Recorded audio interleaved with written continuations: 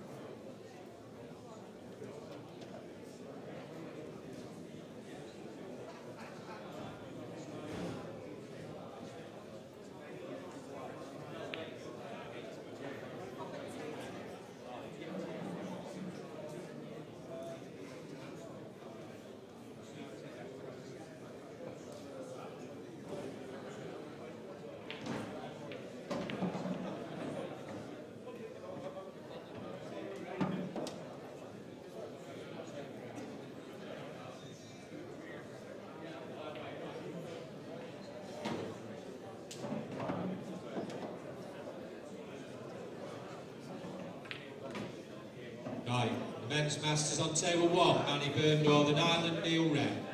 Table 4, Dave Fernandez, Dave Arnold. Table 7, Christian Disney, Callum Singleton. Table 11, John Moore, Michael Johnson. Table 13, Paul Kelly, Ireland, Harjeet Singh. Table 14, Jamie Murray, Richard Hopkins.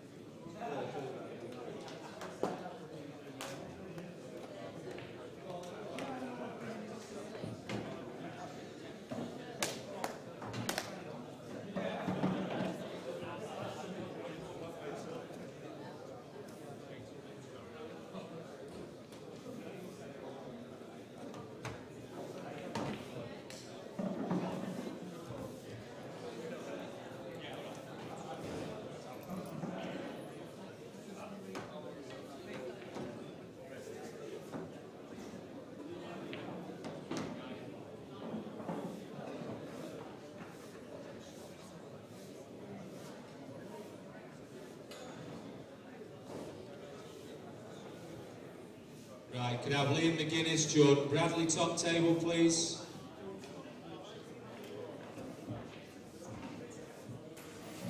Right, so we're back with some coverage from this year's World Masters. It's a first round proper match between Kristen Disney and Callum Singleton.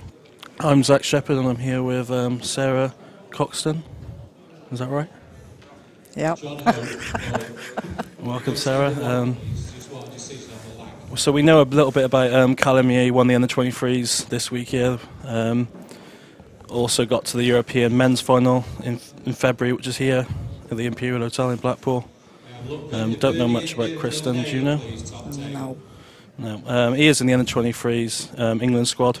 He's up here this week for all the singles events. So we'll see what he's got about himself here.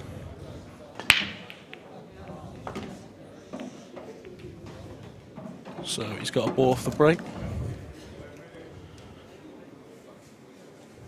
Which colours would you fancy here, Sarah? I'd be looking at yellows. Yeah, he's only really got, I think that yellow passes into the bottom, or on this camera angle on the top right. There you go, so I think that yellow does pass into the bottom right. So it's just getting on that yellow which is near the black.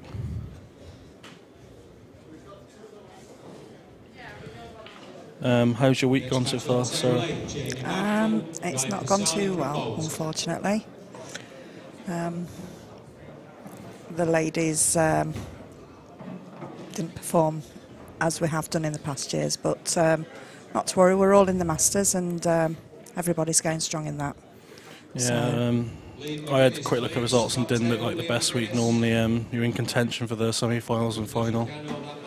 Just didn't look like you got going this week at all. No, it was hard. We had 4 days of 3 back-to-back matches, which were lasting around 3 hours each. So, you know, it's a long day for all the girls. We had a day off in the week, but it's hard, especially when you get off to a bad start. If you're getting going, sometimes it works into advantage getting straight back on. But if you're in that bad, yeah, if you've just lost a tight match, yeah, it doesn't sit well with you. So it's taken yellows anyway. So this is tight to the middle bag here.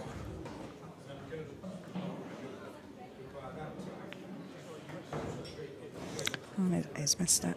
Just far draw there. Looked like it was going to drop, but see what Callum's got here. See, he's on good form winning the under-23s this week, winning it in a deciding frame. I think he was 7-5 down in that match as well. Come back and won the last 3 to, and you could see by his celebrations he was quite happy. Well, you would be coming back from 7-5 down to win your first world title, especially after disappointment in February. He was really disappointed not to win that European final, losing out on that deciding frame. Callum decided to take a bit of control in this frame here, taking this bottom bag.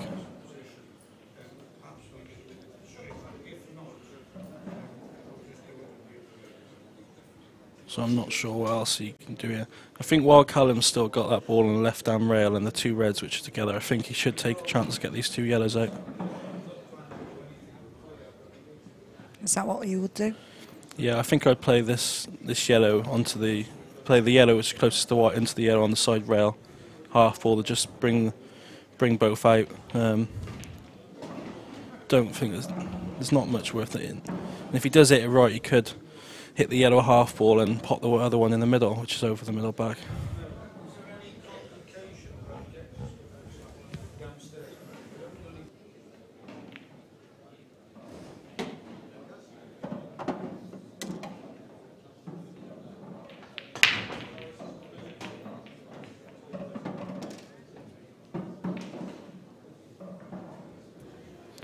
So I'm not sure this yellow might pass into the bottom right pocket. Bearing in mind we can't quite see the angle as we're looking at it, so it may well pass off the jaw. If it does, that was a loose shot by Callum because he did have quite a bit of... He should have really been getting the pocket there. Looking at that, the way he's lined his next ball up, you can see that he's going to be looking at either taking the pocket or going for the clearance here. It's a bit tight, but I do think it squeezes through. I don't think he needs to be playing this attacking, really.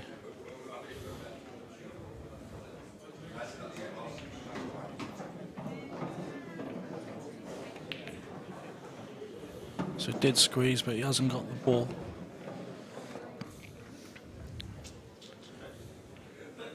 He has pushed that red safe though onto the side rail in between the 3. I don't think either.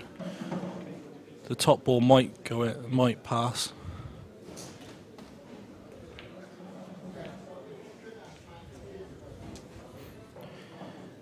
Yeah, it's been a bit weird this week with the team event. You know, you've had a lot of matches, haven't you? Yes. How have you got on?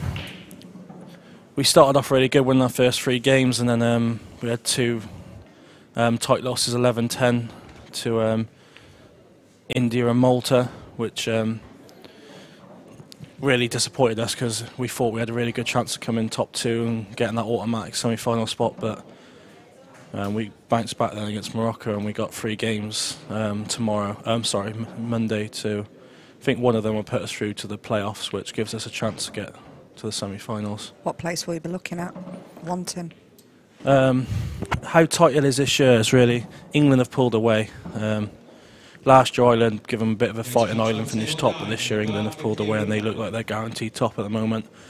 So you're looking at places 3 to play 2? Yeah. And then yourselves in an England final? Well, with the winners and runners-up, the top 2 go through to automatic semi-finals. So with the 3rd to the 6th. Oh. Yeah, okay. 3rd place 6th in the table, and then 4th place 5th. There's not really much between the next like five nations after England really, so it depends.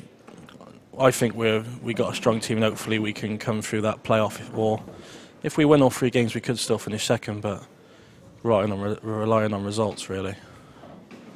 India started off really well, but they lost to Malta yesterday, who really put themselves out of it really with some bad results. So if they did beat Malta, they would have finished top 2 really with England. But that 2nd spot is still up for contention really. Okay. And regards to men's players you've got left in? So Tom Cousins has made the semi-finals of the World Singles. Rich Griffith got to the quarter-finals but lost to Dave Fernandez. We've still got most of our team in the Masters. Tom's playing at the moment on a back table. Daniel Bishop and a few others made it through today. So all to play for tomorrow. All to play for really. I'll be trying my best in the plate after a disappointing loss this morning. I woke up 8:30, fell back to sleep. Woke up 10:30. I was on at 10:30. Ran over to the venue and didn't really give myself the best opportunity really to win this morning. Let's not talk about falling asleep or waking up or missing alarms. I've done that once this week and it wasn't pretty. Mm.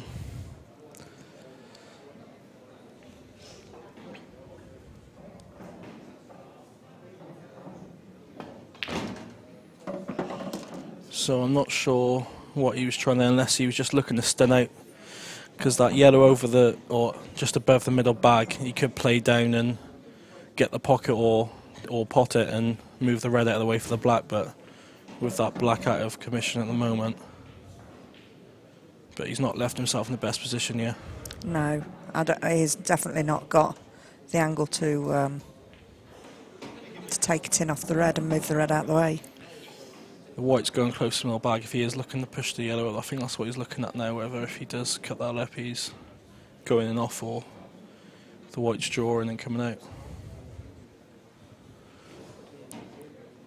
I think he's going off there really on, or if the angle he has got, he wouldn't be getting the pocket.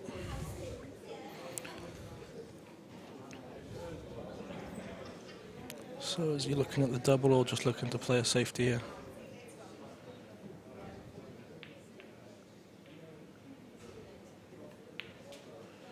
Let's play the double.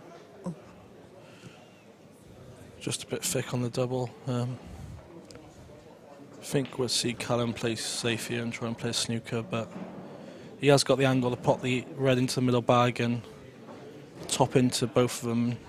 And free them up a little bit. Yeah, he's looking at the safety. I think Stacey Vine taught him his tactical game, so I think he's probably got a good safety game. Yeah, there's Stacey. There he is, yeah. the man himself. Yeah. He's cheering on Callum because talking to Stacey earlier in the week, and they go off on. They got a deal where they go off on all prize money and all the tournaments. So Stacey's quite happy this week because Stacey's lost first round of the seniors, but then right. Callum's gone and won the under 23s, and Stacey's on a bit of money and he hasn't won a game. You would be happy with that though, wouldn't you? Yeah.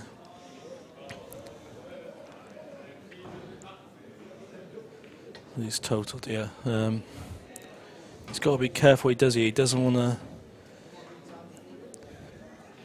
to go in off, and he doesn't want to leave Callum an angle to pot one of the balls into the bottom left and free any of them. Oh. She's going off there.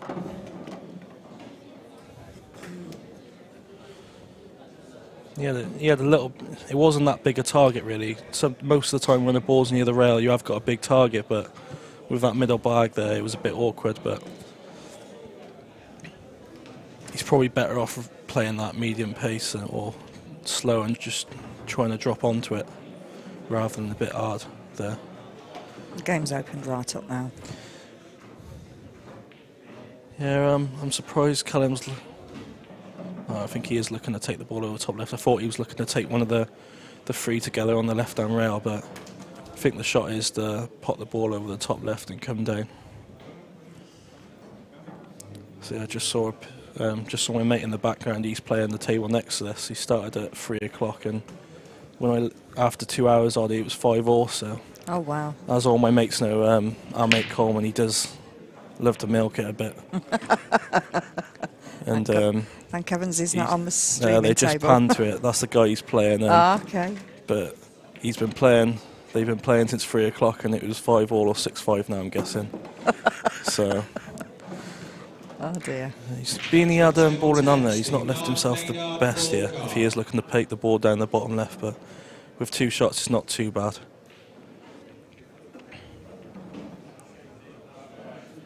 He's looking to take these 2 now.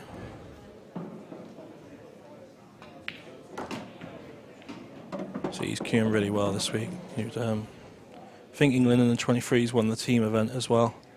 So he's had a really good week there. I think this is his last year in the 23s, Callum, as well. So You've been moving up to the big boys then. yeah.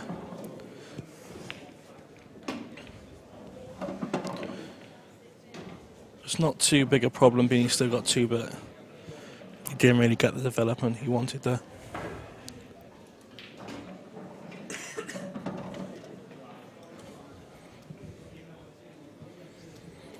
Nice little stun shot up the rail. Then he's still got, and even if he does miss it, he's got his 4 balls in open play really.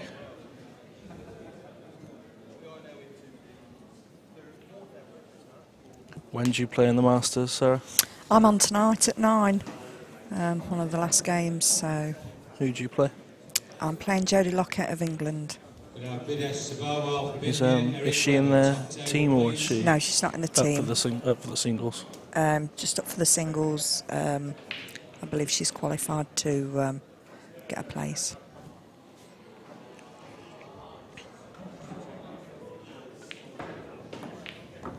Got a few girls playing in the half-7 session.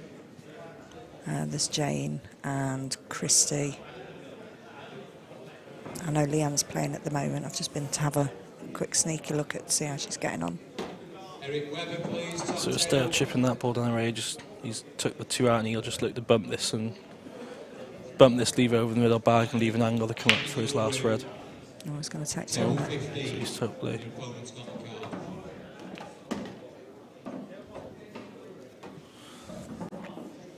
At least he's got the angle not to snooker himself on the black. Didn't want to land straight, being he was about to put a bit of pace into it. He just nestled this down the rail now. Oh, beautiful shot. 2 shots not needed here.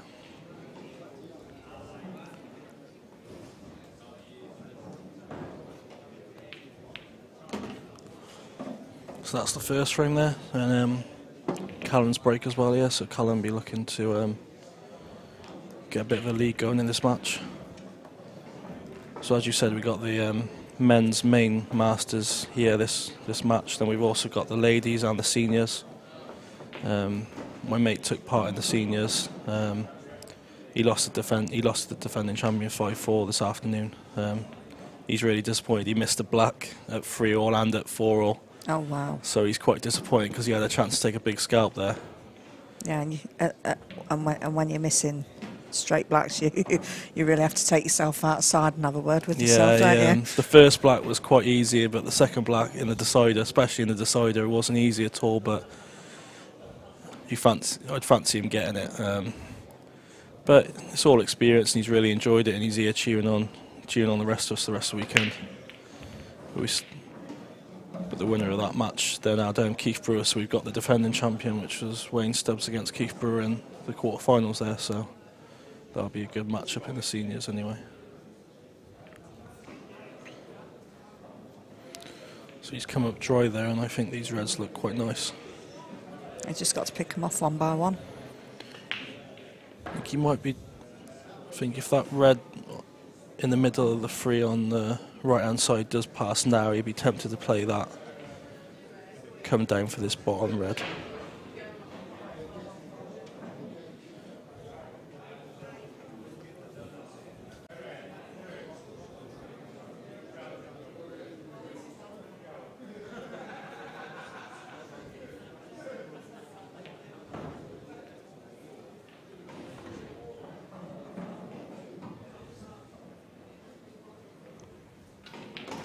An array of England shirts there. So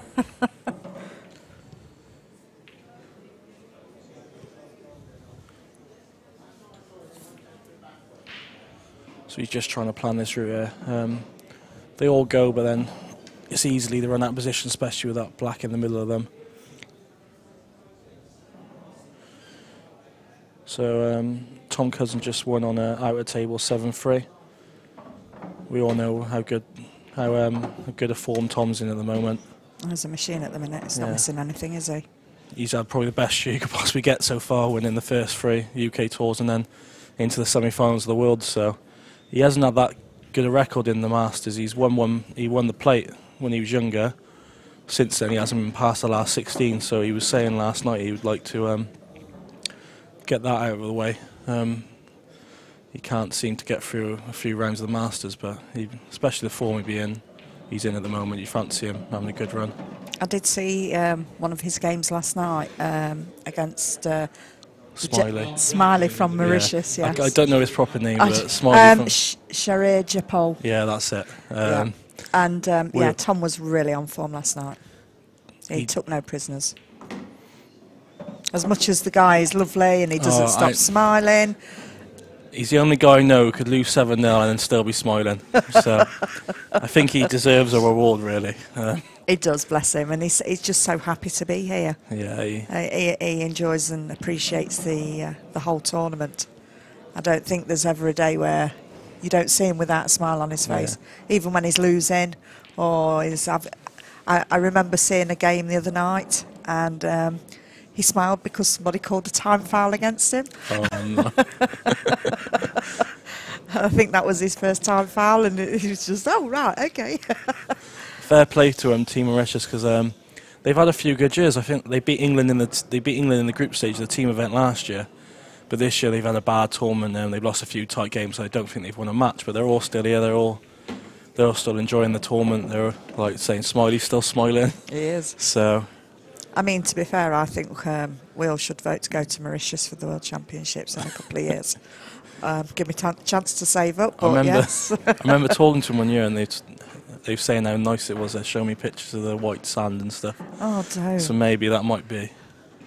Yeah, we definitely need that. Today outside is a little bit gloomy. We've had a lot of sunshine today. It's been a little bit windy, but the sun's disappeared now and it's back to... back to rain. Yeah. Which ain't too bad because it does cool it up a bit. Yeah, it cools the air down a little bit, which is definitely needed.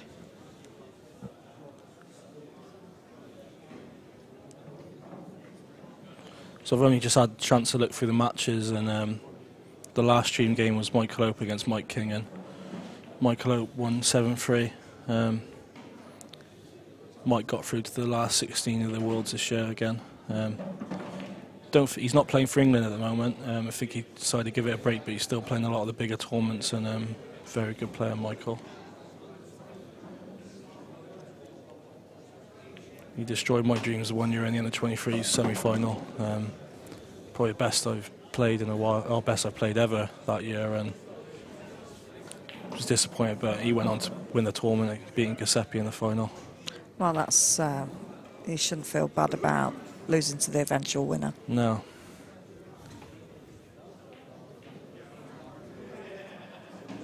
It's just landed a bit awkward here. Black goes into the middle and the bottom left, I think. I don't think it's definitely don't go into the bottom right. And he's queuing over as well. Queuing over a ball, that yellow at the top of the table don't help because it normally be the natural angle. Would you try to force the red in and take the white ball up and down the table? I think he's either got to play a little screw shot and just bring it to the top right hand. It definitely passes the bottom left, so maybe he can screw it and come across to where the baulk line is on the right hand side and leave a shot. I think it's quite hard to top this through and miss the yellow. I'm not sure on the camera angle. He's looking at, I think the angle is there. I think he might be able to top this through and miss the yellow and come up and down for the black in the middle. But you don't like it though.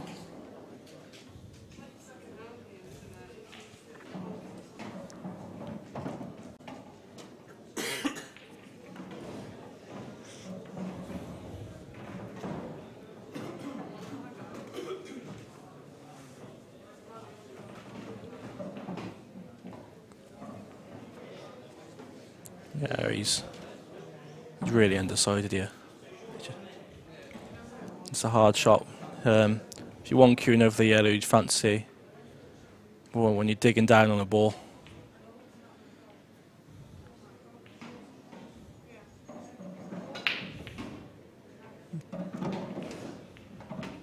Is he looking to stun it? Just don't pass the right hand side or drop it in. Oh. Didn't call that at all. He's played a really good shot there.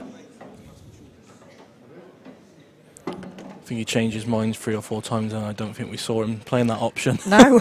But he's played that brilliant there, to be fair.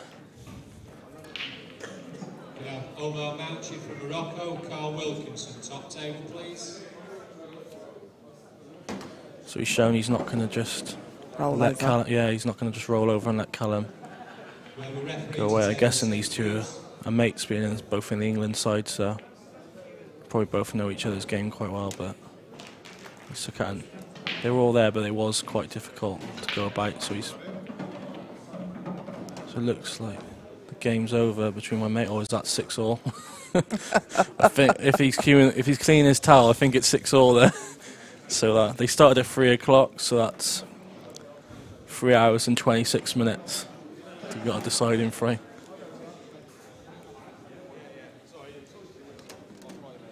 So it's Christian's break here, taking that finish out off Callum's dry break.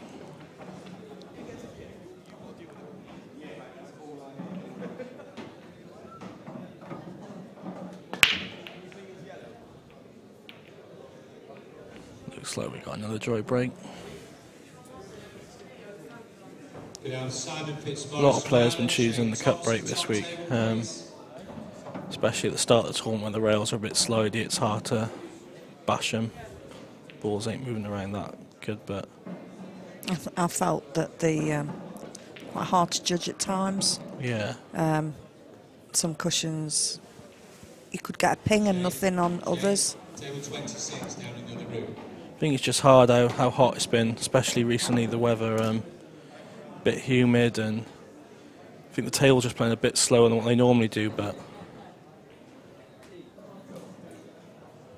so I'm not sure if the yellow nearest to black passes is the bottom left, or if he'll need to play it rail first. But after that shot, he's opened it up a bit.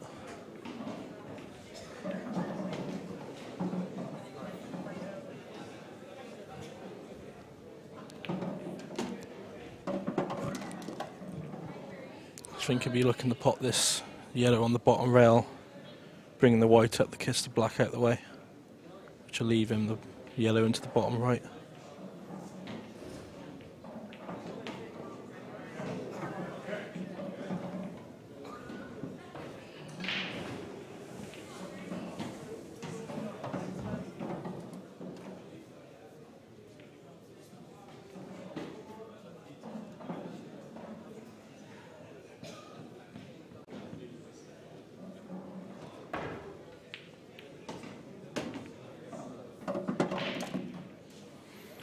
So he's played that shot. He just clipped the yellow on the way through, otherwise he would have been perfect there.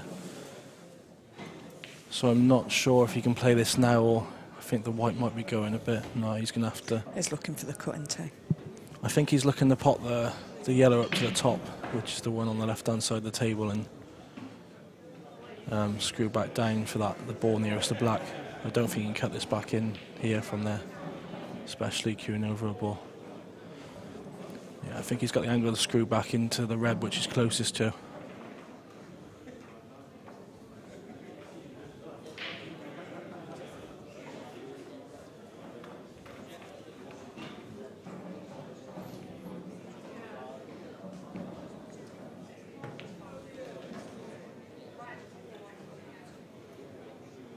So we got a few other big names through to the last 64.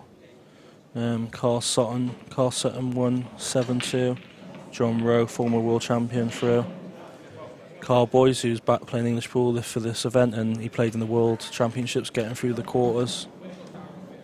I think last 16, sorry. He lost to Phil in the last 16.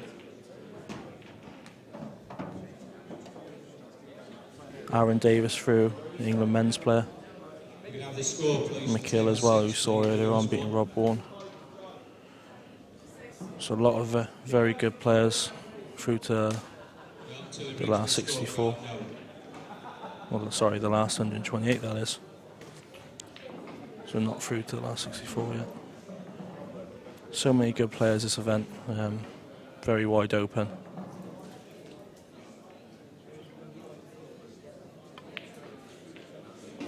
So he's just decided to screw back, but I think he's under it, that. He's not got through that. Not sure if he's on this yellow in the gap.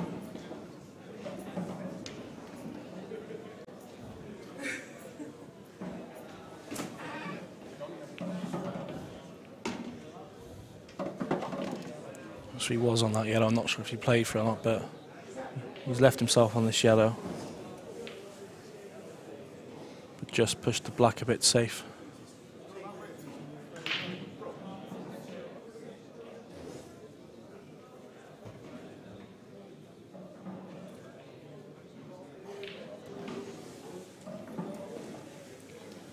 Black does go in the middle, middle pocket. Looking for a couple of little stun shots here.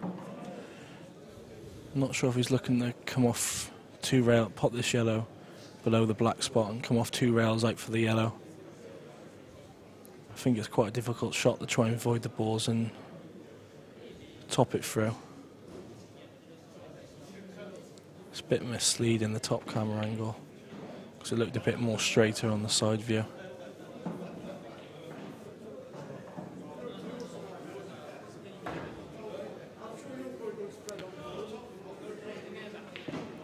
I think he's looking to stun off two rails here. Come out to the middle of the table. He's played that well, to be fair. Just held up. Play well at top through that gap. Play well to come through that gap there. Very easy to flick the black or the red there and not leave a shot. Do you think he's got the angle, Sarah, to come across for the black into the middle? Not by that angle. No, not looking at it now. Yeah, I think he's just got to leave what shot he's got. Just top it through and leave. Give himself an opportunity. Yeah, just give himself a chance on the black. It's quite hard there with those reds nearby. You don't want to knock one of them in or knock the plant in. So he's going to have to leave himself nice as he can on the black. Don't think the black doubles.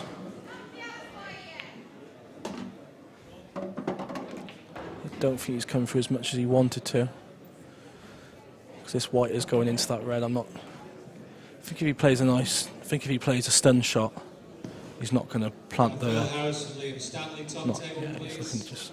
I think he's all right. He's not going to plant the red in. He's potted it. Yeah, I think the angle he left him, he was always avoiding the plant the reds in there. So it's 2-1 to Callum now. Back on his break, he'll be looking at the come up and try again.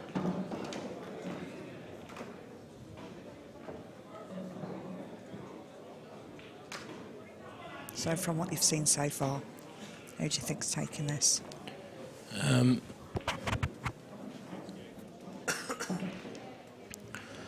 Callum's on some good form and taking out some nice finishes like that. You think he is a favourite in this match, but looks like he's come up dry again. So big the break in this game.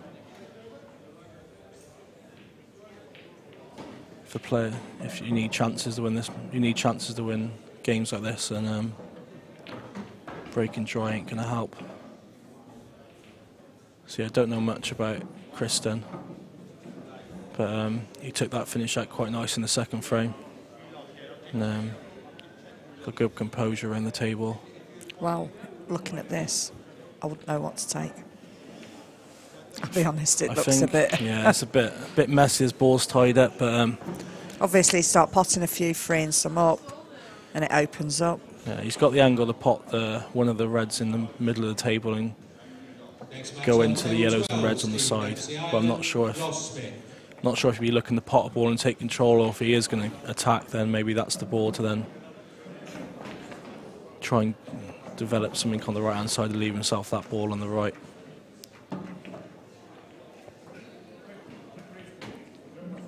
He's taking reds here.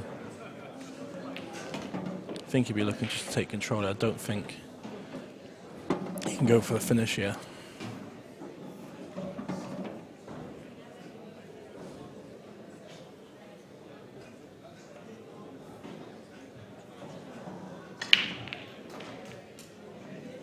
So, do you know who made the semi-finals of the ladies' world singles? I'm not quite sure. I'd have to check some stats for that. I'll just have a quick... I think I got a little idea. I watched a few of the matches. Well, Amy's got Barbara, I think, isn't it? Or is that on the other side of the draw? No, yeah. That's the other side of the draw. I watched a bit of Amy Beecham play Lindor Beauchamp. Should know that, really. Yeah, so you've got Amy versus Katie Martin. Katie beat Kobe Poole in the quarterfinals. I watched a bit of the quarterfinals, and Amy coming through that deciding frame against Lindor, and Katie beat Kobe, which is a really tight game, especially the last frame. The black and the red were over the corner pocket, and they were fudging away for a bit. Katie finally got the red out with 2 shots and potted the tough red to win the match. Then we got Barbara in the other semi-final against Carrie. Okay. Carrie beating a few good players there. I watched a bit of that Taylor Mayer from Australia, and she looks a really good steady player. She beat Emma, didn't she? Yeah, she did. In the... Emma, a previous champion here. First round. Kristen just looking to take a bit of control there. He's looking to put the red over the bottom left-hand pocket. Callum going yellows here, looking just to try and get one of these pockets, I think, here. I think there he's tied that red up. I think the black goes into the middle, but not the red there. That might come into effect later in the match. Or later in the frame, sorry.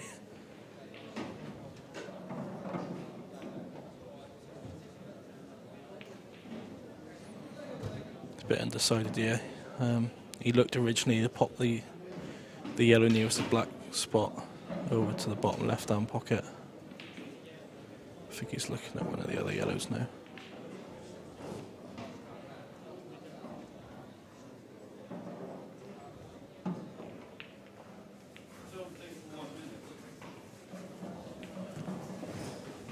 Just push that red up the rail, which tied up a bit more.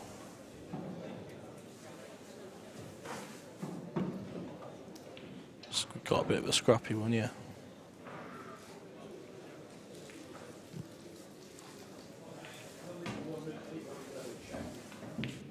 Right, just for information, the plate competition entries will close in about 45 minutes. Still 1 or 2 games still going on, so we'll take entries for about another 45 minutes if you've lost in the prelim or the first round.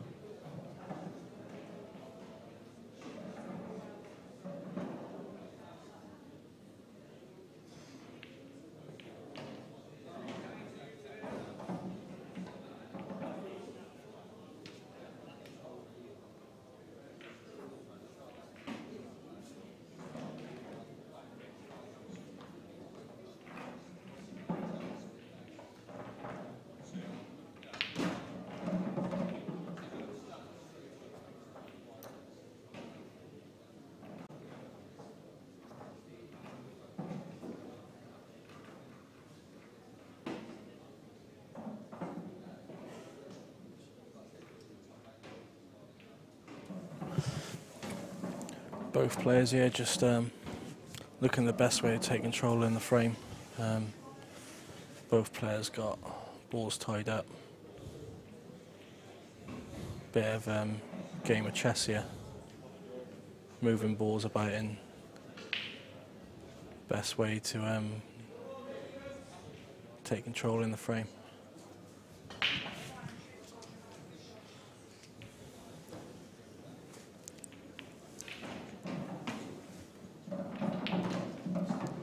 So are you here till the closing ceremony? I am, So, yes. Home on Thursday. I think the dog will be excited to see me. So it's a good week, but it's a long week. Well, good 10 days. Really. 12 days. 12 days for you. Yeah, if you're in the semi-finals of the team and you're still playing on the Monday, say Monday, Tuesday, it's all exciting. But if you're not, it's a bit of Damp squid. yeah.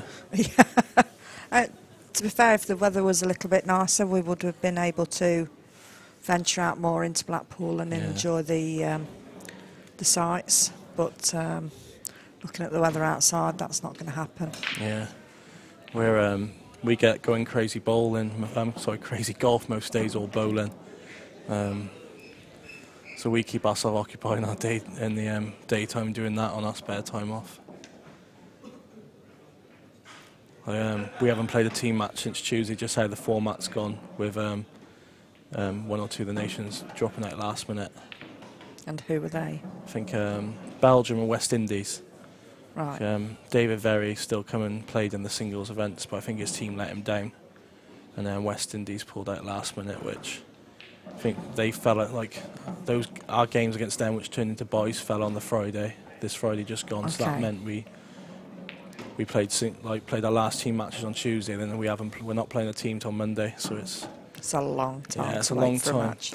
especially I haven't had the best of results in the singles events, so it's been a bit of waiting around. Yeah, and the continuity and the keeping the wins going, you're not getting that when you're not playing for 3 or 4 days. Yes. I'm not sure if it's going to help us or not with the break in the team event because, Rich Gifford wasn't playing that great in the team event, but then he's gone and had a really good run in the singles, getting through to the quarterfinals. Yeah. So he's buzzing now. He's looking forward to the team event on Monday. But Cousins is always playing well, so it doesn't really matter. But a few of them, so he's always going to deliver. He's always all right. Yeah, he's fine whenever. But a few of us have had disappointing results in the singles, not what we wanted. And it's hard when you've got to start. You've not played for 3 or 4 days, and I know we've got the Masters this weekend. And we'd all love for great results, but when you've got to go back into a team match and you've not played for a while, it is tough. Very hard.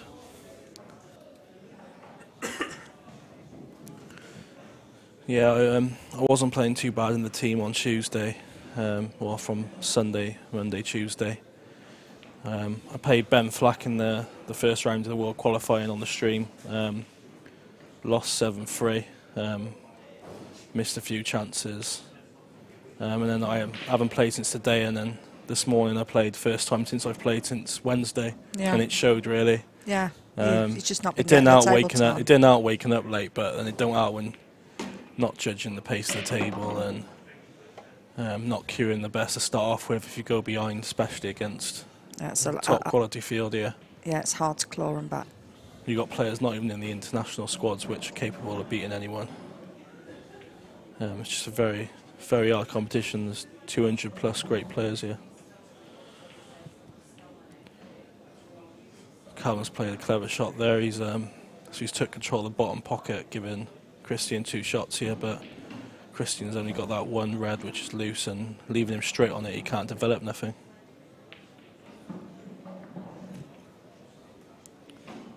This is one of the key parts of, especially world rules. The less balls you got on the table, the harder it gets for you, especially in a tactical battle. Especially when balls get swamped up like this, there's not much you can do here. You can't really win the frame from here.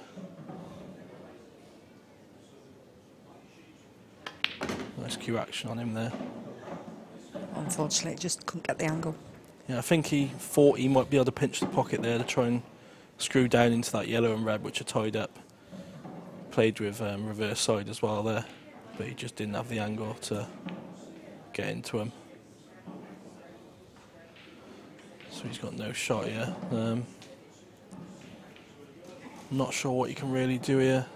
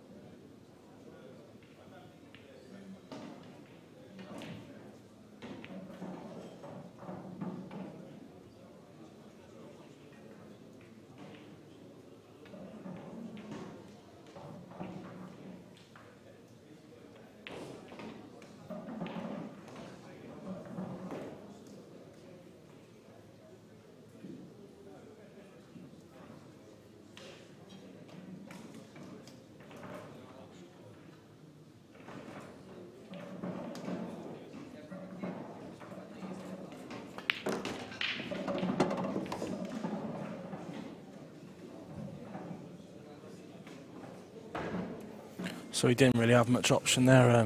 Just looking, he played deliberate foul and potted Callum's loose ball there.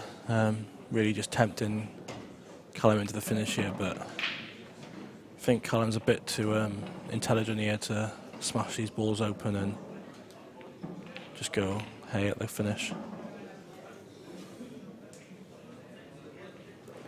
He could have, Yeah, I think he's going to... yeah, he can attack here, especially developing that now. He's got the angle to pot this. Nice. He had a chance there to pot the red in the bottom and just split into him, especially with the backup on that yellow near the bottom left now. Callum's a very good tactician, like we were saying earlier. Stacey Vine in your corner teaching you a lot then. So we realised this wasn't really worth the risk to lose the frame. Yeah, you could easily go into him and leave yourself awkward, and you've got a chance of losing the frame this way. I think you're still in control, and he's played a good shot. I think got a bit lucky with the flick, but that's what he intended, to come off 3 rails and bring the red over that bottom corner. So I'm not sure if you can bump this in over the bag, or if you'll be looking just to pop it out.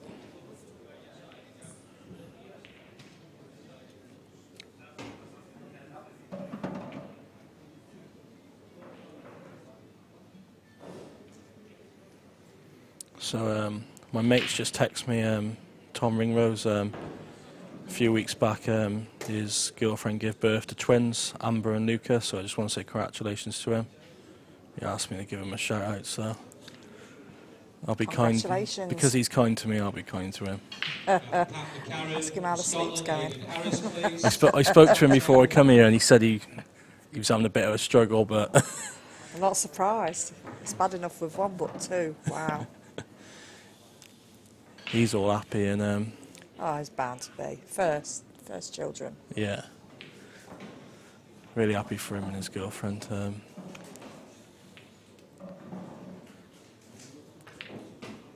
think Tom's had to take a break from pool, but he's still enjoying the coverage here. He's texted me quite a bit. He's watching most of the coverage here from all the events, and he's really enjoyed it. He's got an attacking shot here to go into him. Needs a bit of luck, but he missed the pack. I think if he got... Yeah, if he pinched it a little bit more tighter. Yeah, probably. I think it was hard to get it out and leave a shot, but he might have been able to get into him and leave a double or something, or leave some sort of shot, but I think that's why Callum left that shot. I think he knew the angle he was leaving and was never leaving Christian an easy chance there.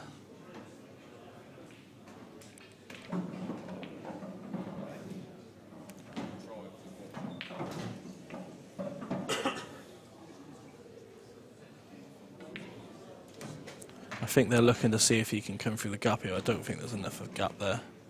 I think they might have.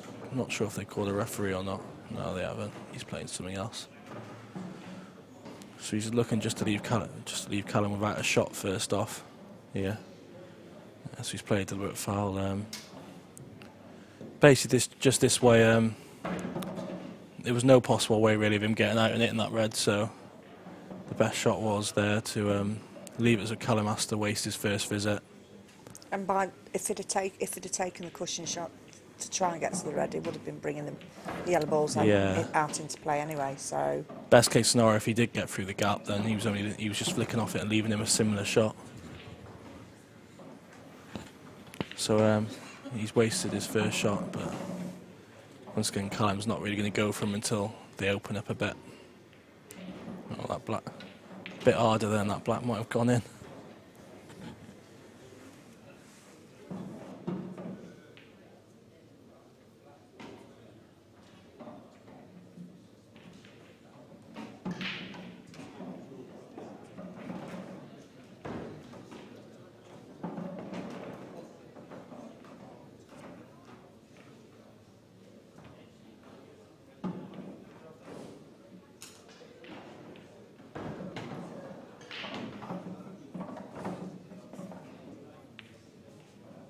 Second call, Pat McCarry, who's not been a couple of minutes. The match will be on the clock. Be a frame every 10 minutes.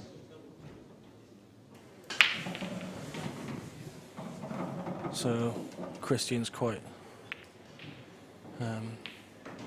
He had no real options, so he just looked to tie him up. Once again, Callum reluctant. Just some other attacking players might have just busted them open a bit, but. Doesn't want to take that risk and knock any balls safe or knock the red into open play, and he's just looking to just knock his balls out slowly and then take control with 2 shots, or take the frame with 2 shots. I think how they are now, he is just another 2 shots away from clearing up, really. Especially with them having the ball over the right hand bag, you can go into the with the especially that yellow over the, like near the left hand bag. He can. It's the left hand bag, isn't it? Yeah. Well, either one. You can well, balls near both bags. If he does play a development shot, he's always going to have a backup, isn't he? It's always good to leave options. When you're just knocking at a ball and then you're leaving that as your last ball, there's no real guarantee you're going to leave it on. So he can come one rail here and hit the red. I'm not sure if it's worth taking the risk to try and double across and then try and get the red open. If he does it at plumb, he could get the red off 2 rails over the bottom left-hand bag. So I think he might play attacking here. No, he's played it soft. I don't know what benefit he's got in that, because he's going to be in a tougher snooker here, isn't he? Callum would just knock that yellow out, I think. Leave him on the top, leave him up towards the top right-hand side of the table.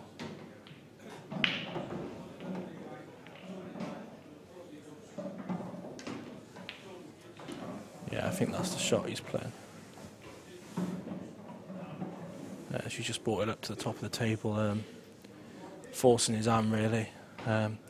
He can come off the bottom rail of left-hand side and go into the red. But then the red don't look like it's going far. There's no real pocket for the red if he bashes out and hits it. Everything's open. If he does bash it and he can get the red half ball off the side rail and the yellow, it could come towards the bottom left-hand bag, but... So... Is he looking to put this black over the bottom left-hand bag to buy some time? Might hit it too good and pot it, yeah? Oh, wow. Yeah, he's hit it too good. See, when you're on the black there, you probably end up missing it, but... When you don't want it to go in. When you're looking to cover the bag, then... I'm not sure if he's popping off for a toilet break here or not.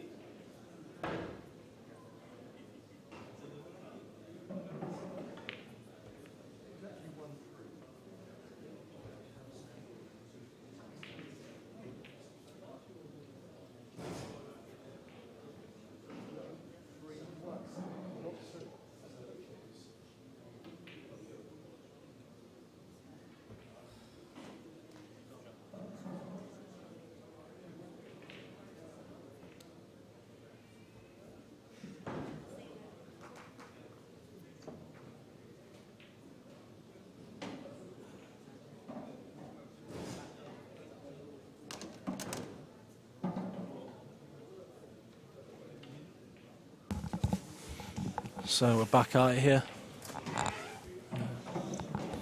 Christian's break here.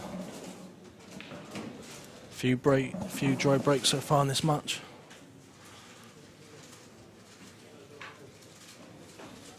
Head on view there.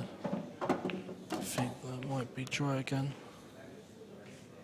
No, he's part of the red. Yeah. Right, so I missed that red there. Can smell food. It's dinner time round here. Sean's having his lunch break. Yeah, he's not sharing. Hi, Sean. Not sharing. No, he's not sharing. No. So I'm just going to check how my mate got on in his 4-hour marathon. We'll have a quick... I'm on the ladies' results here, so let's have a look. I should check Facebook really, because it'll be the first one to put an update up. But I'll check the official scores to bear you with this, so I don't have to go through the story with you. So yeah, he was on at 3 o'clock. Oh, he won 7-5, not 7-6, so it didn't even go to a decider. Oh, wow. Wow. By the looks of how long they took, I would have had a bet on it being a decider there, but he's won 7-5 and he's into the last 128. Let's have a look when he's back on. Not that I think I'm going to come and watch him, but he's got Darren Matthews next at 10:30 tonight. So tough game there for John. One of the leading players in the Scottish team, Darren. He won a money match last weekend against Ross Fernie up in Scotland.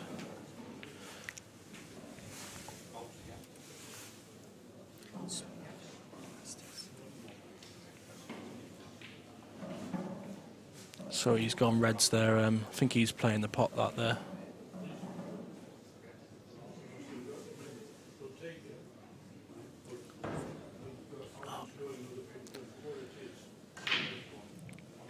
So he was looking to pot that red down the bottom left there and just missed it.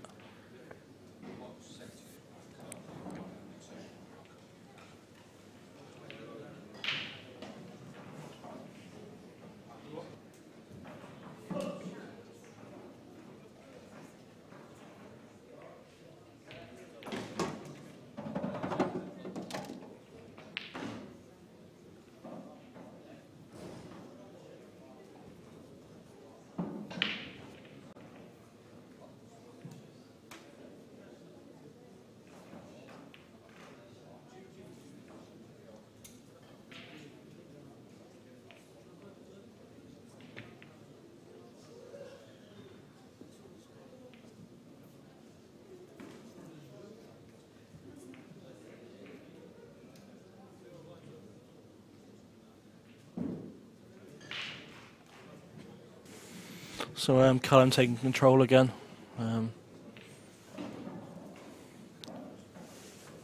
I do enjoy a tactical battle every so often.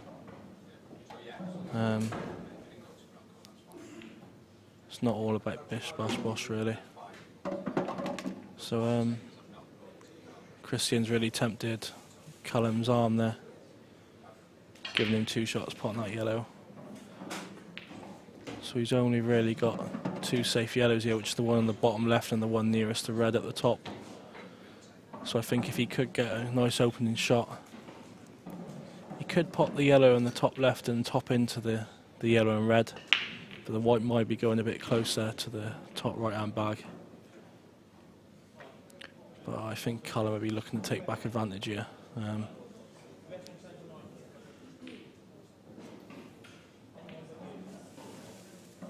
Referee to table 9, please. What do you think he'll do, Sarah? Looking at it, I think he's going to take the yellow into the right-hand pocket. Oh no, he's just played it off the cushion. So he's just playing. I think he'll be looking to put this down over the bottom left-hand bag here. He's realised he's still really in control with that red up the top left-hand pocket covered by the yellow. So if he can get another pocket down here covered, he's still in control. So he might have potted that. No, he's played that well.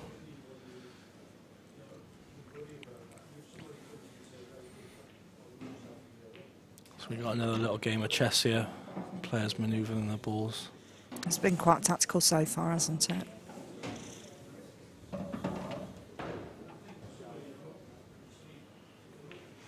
especially in a race to 7. It's very key to get off to a good start, and then when you have got a lead, then make sure you don't make any mistakes. Callum just looking to make sure he keeps control. So Christian did manage to get that, get his red out and get the yellow out of the pocket, which Callum had covered. I think Callum be looking just to pop it back over there, really.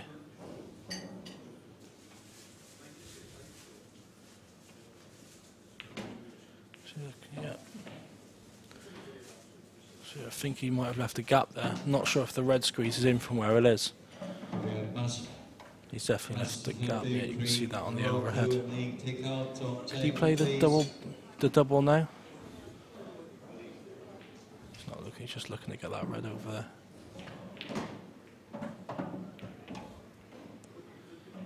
He's tied up Callum's yellow here.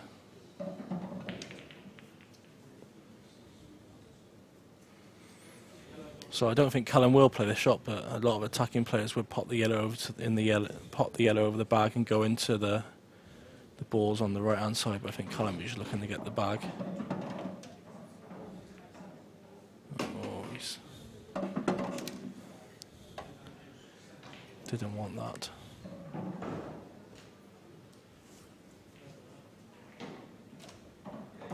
So really, Christian's really got the advantage here with this yellow tied up on the bottom right hand bag.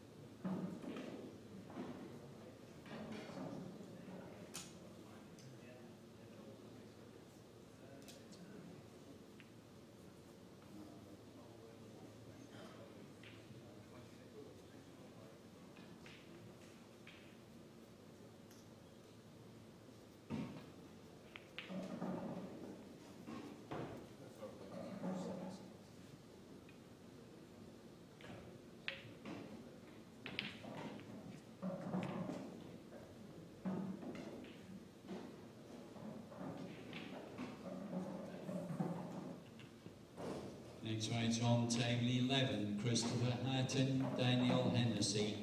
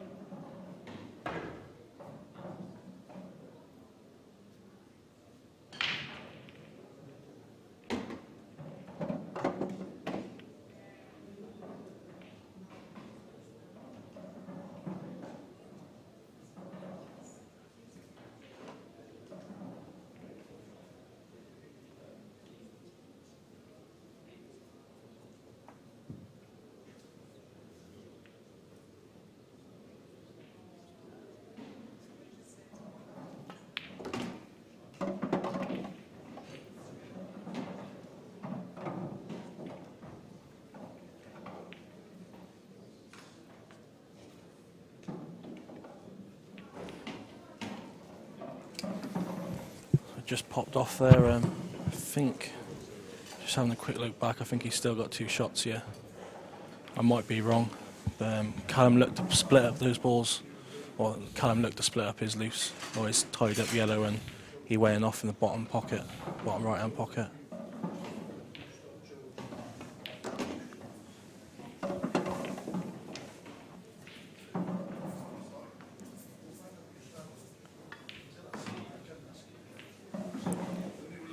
Table 11, Christopher Hatton, Daniel Hennessy.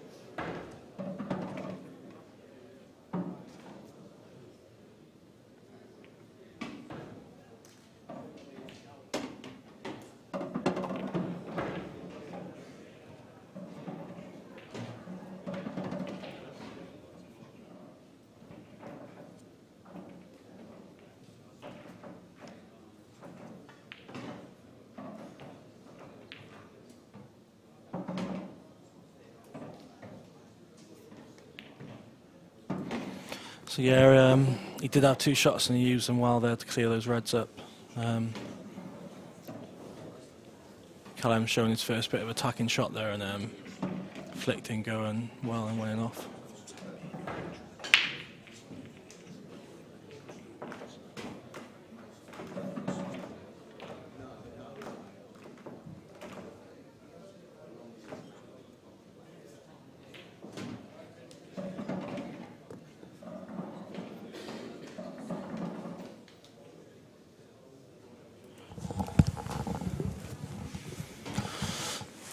So Christian got a frame back there. Callum's breaking this frame. Actor Sorelli Mauritius, Sam Birchie, please. She's potted the ball, but it was the white. Christian's got a chance to level this up here. I think yellows don't look too bad if that yellow in the bottom right nearest the red does pass, which I think it does. I think our cameraman's on break, so I'm not sure if you can see that camera angle at the moment.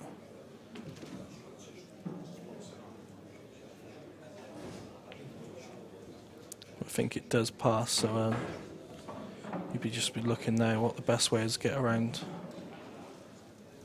whichever set he chooses to go. I think he might go yellows, but what do you think, Sarah?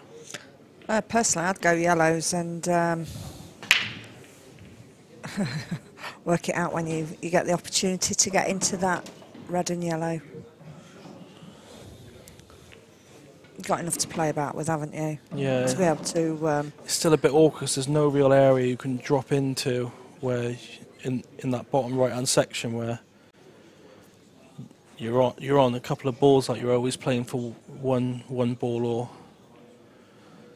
So I don't know whether you can pop the yellow nearest the middle bag and top through the gap and then leave him the choice of the yellow to the bottom left or the...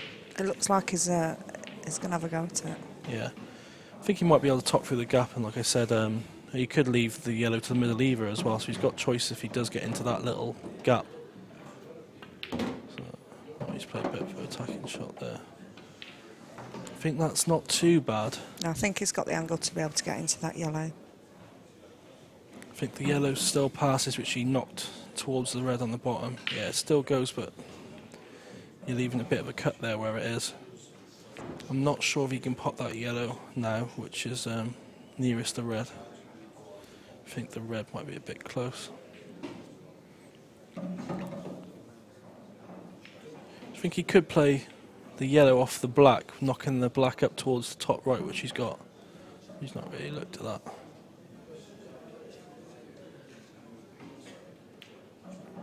He's looking just to take control here. Thinking, oh, he's hit that just enough, I think. The red, he can squeeze that red over to the bottom right, which is, but it's still a bit, still tight. And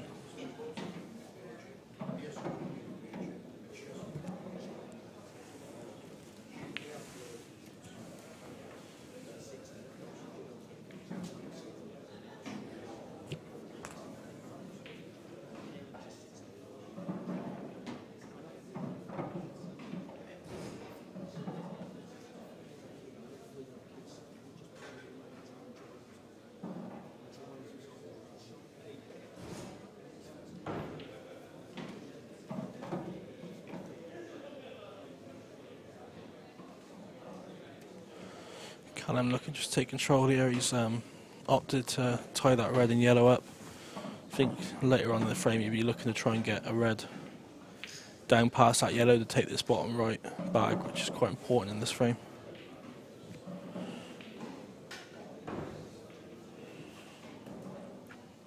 Is he trying to put this into the middle? Or? Right. It's a clever shot there just to knock that red safe at the top of the table. I think Callum will just be looking to get this bag here.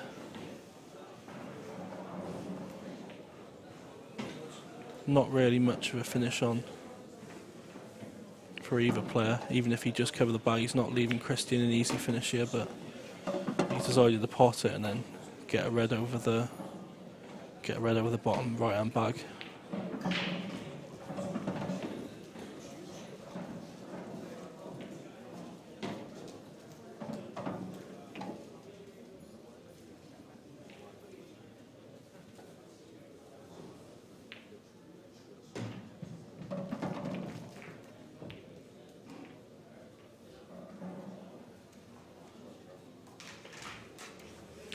So he's played quite well there, getting the bag, and by doing so he's played a clever shot to leave the white on top of the red, which is not leaving the immediate deliberate foul back. So the only way he can get the deliberate foul immediately back is if he comes off the side rail and plays the red and yellow plant to knock the yellow over the bar. It's a bit risky.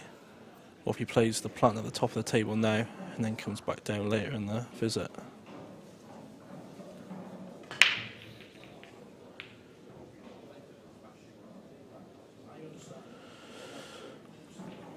So more results coming in.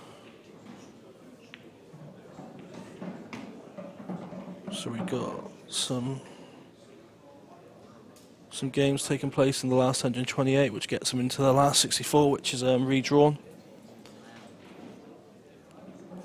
We've got Stephen Dempsey's 2-0. Oh, there's a few of them on there. Stephen Dempsey's 2-1 up. Eddie Barker's 6-0 up. Eddie had a good run in the World Champs, getting through the quarters, losing just to Mick. Like Phil Harrison there playing Liam Stanley. Liam's been around a while, played for Sun Valley, Nottingham. Yeah, he's he qualified, play for the British Lions one event, which is a great achievement. With a lot of good players entering the qualifiers. The Neil Davey and the Gavin Lomax match, that'll be a good one to watch. Neil taking Lee Kendall out of the World Championships at 7-2 down, didn't he? Yeah, we were sat in the hotel and while Tom Cousins was there, and Tom thought he was going to be playing Lee because I think Lee was 5-1 up at one point. But Neil Davey come back and won 8-7, I think, or yeah, I think he was 7-5 down as well. So 7-2 down. 7-2 down. Win the last 6. I don't think anyone was talking to Kenny for a few hours there. I don't think he was too happy, but it was quite a late match. We'd been playing a team game. They never on finished the opposite table. They never finished after you, did they? No, they didn't. They finished after you, did they? Yeah. Yeah. We finished at 12:05. They were still playing on the Thursday night, and they were still playing, and we hung around to watch. So that's 2 long games Neil's had, because I remember Neil played the opening night of the singles and he won 7-6 against Jamie Kitchener from Northern Ireland, and that game went on quite a while. So Neil does love the grind results out.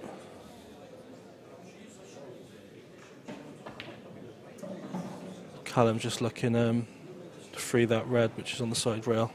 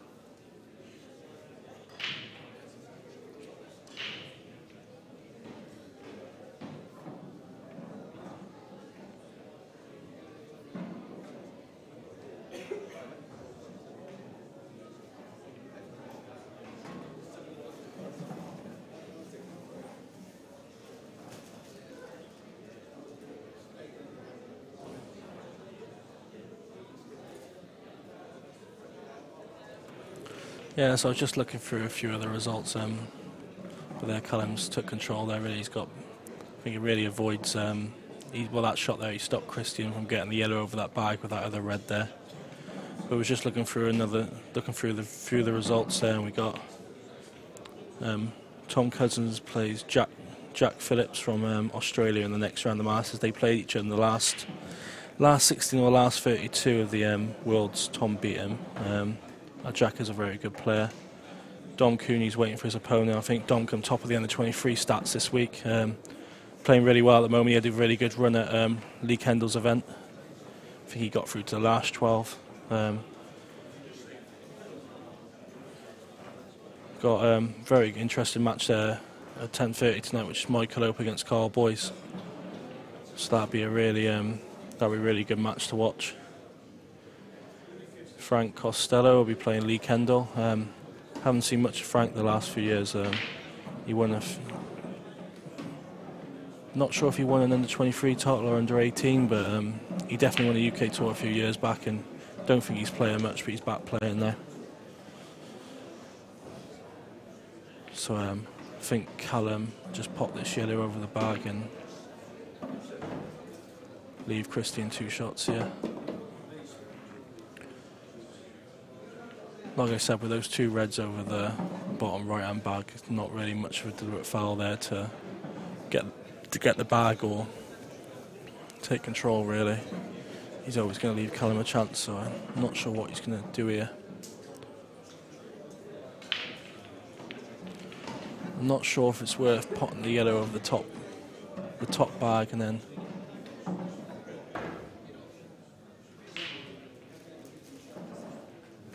I think maybe some way he'll be trying to get the black, maybe getting the black down here would be a good idea, or I think at the moment he, like you can see by his expression, he doesn't really know what to do in this frame. He's quite up against it, really.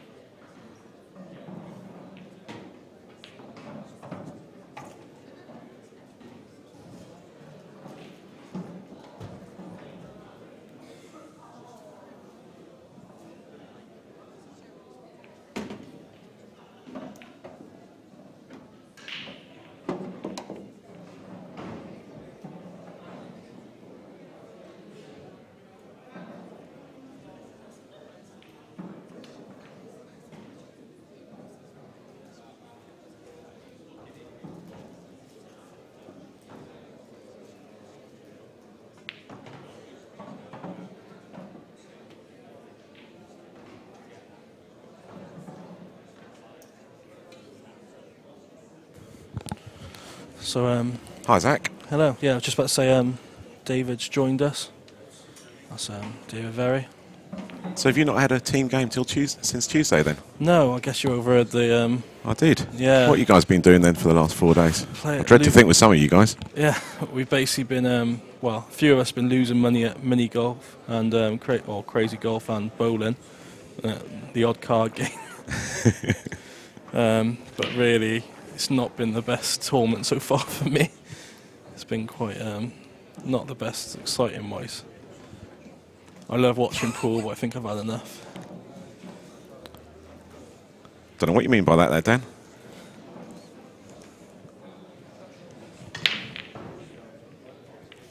So how have you got on so far this week, Dave? Oh, fantastic, mate. Yep, I smashed it in the world singles. Lost 7-3 or 7-4 to Matt Brearley.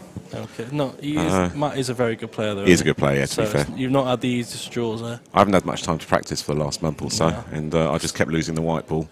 And then this morning I lost 7-6, so yep, quality. We were next to each other, weren't we, this morning, for a bit, and I kept looking over and it seemed that you were struggling, and I was looking at myself thinking I'm not doing much better. I noticed when you were playing next to me because you threw a red ball right across the whole thing from nowhere there, so that was an interesting moment. Yeah. So what's happening in this game then? Callum's 3-2 up at the moment, but he's sort of let Christian Disney back in, really, hasn't he, from what I've seen? Yeah, Callum really was in control at 3-1. He was in control of the frame, played a loose shot, and he ended up having the ball tied up. Christian took advantage of that and turned the frame around. And Callum is in control of this frame. But just one loose shot, it can turn. So mentioned earlier, did just a few of your teammates let you down, or? They did, yeah. There's mainly a problem with the visa. We did have 7 players, but one of them we needed a visa. And unfortunately, some of my teammates, because there's still 2 weeks to go, they weren't really had enough patience to wait for that last one. So they were never going to come to a championship like this with 6 players. So we had to have 7. So because they couldn't wait that extra week, unfortunately, I've had to come on me tot again. But I will learn from that for next year as to how to try and get a team going. Yeah, it was good. So you had a team of the Euros, didn't you? We always have teams in the Euros, but then the Euros is only a week long. Yeah. Whereas this is like 10 days. And because they all commit to the Euros, actually paying hard, 2 lots, and actually they don't get that much holiday over there. That's the tricky part of it. Obviously, you sort of professional pool players from Wales, you know, you've got the money, the sponsorship, and getting that time is not a problem, really, is it, Zach? I wish that was true. In between your Chinese Open tournaments over in China, which you did quite well, I think, in that, didn't you, on your first one? Yeah, I had a good tournament in January. Somehow got an invite to the Joy Masters, which was in south to Beijing, and I was in between jobs at the time, so it worked out quite well, and I had a month to practice, and it just shows what you can do if you have. If you do practice, yeah, absolutely. It just shows if you for a month I was practicing 8, 9, 10 hours a day. I was actually exercising as well, so I actually felt quite good. not like I feel at the moment. Well, have you given up the practicing there, the exercising there? The exercise has gone out the window a bit. Is it back on the beers now? I don't actually drink that much. I just enjoy a cake too much, which is not the best. Like, you're not setting a good example for people thinking we're like Olympic athletes here going into the World Pool Championships. Yeah, we were talking about that yesterday. So Callum's missed an easy ball there. Melody Sanders, please, Is that Callum? Australia, top table. Yeah, it's Callum, he's on reds. Yeah, he developed the frame nicely and was looking to take advantage of that loose shot Christian played, but big chance for Christian. There's only one tricky ball, but to be fair, even if he goes for that one and he draws it, he's got control of that pocket as well. So he's in a good position here. Yeah, he's always getting the pocket. I don't think the yellow's out enough to squeeze past the red in the middle pocket, is it? If it was out another No, absolutely. But yeah, down the corner bag's a safe shot, really. Yeah. We'll see what he does. Surprised he's going for this first. Well, he's a big pocket, but it looks big. But maybe he's trying to nudge the. He's going to try and nudge the other yellow out, I think. No, he's not. No. Yeah, it's too risky. You have to make sure of it. It looks a big pocket there, but it's not. There's no need to go for that shot at that stage. The same with 4 balls which are all pot into a pocket. It's not really worth taking that. That's a massive moment because it gave him a chance to go back to 3-all. He got given a gift by Callum. 3-all, and he's got the break. Table 14, Jodie Just can't Holt, cut this back in the Scotland. middle. Bianca Sterling from South Africa. Oh, that only just about went in, didn't it? Yeah, Bit of a nervy frame, this one. but this is a big frame even this early in the match. From South Africa. Take a 4-2 lead here, first to 7.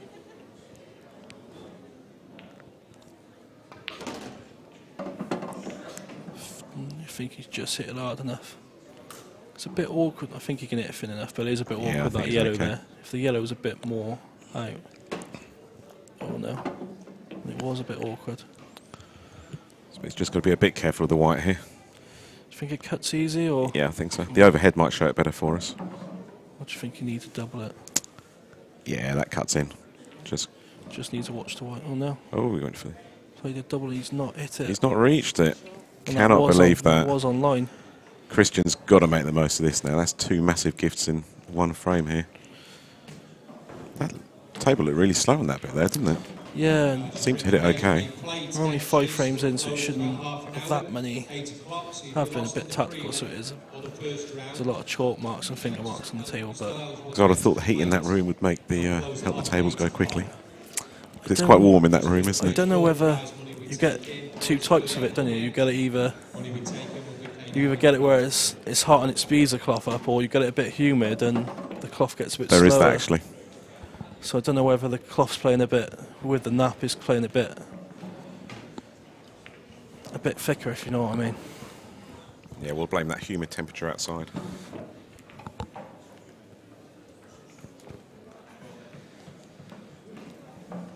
So he needs a good shot. I think he eyed up just playing the snooker at one point, but I think he needs to go for it. I think He does need to go for it. Especially had that chance the last visit he didn't take. I think he needs to take this chance here. Just needs to avoid the in-off here.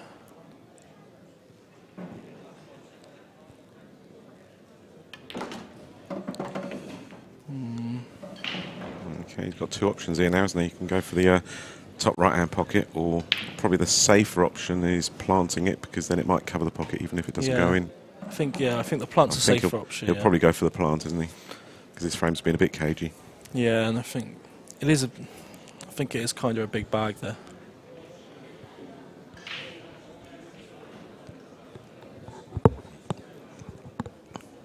Enjoying your beer there, mate? It's nice, absolutely.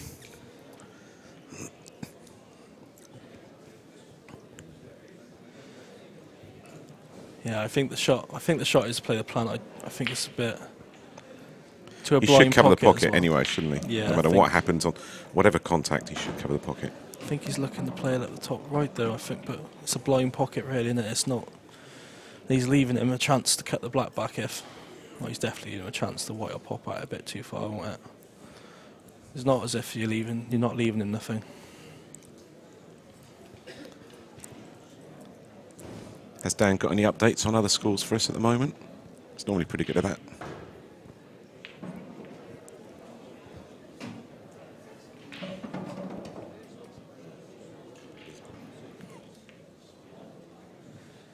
Yeah, so it looks like he's playing the plant here. Oh, he's got a bit lucky there.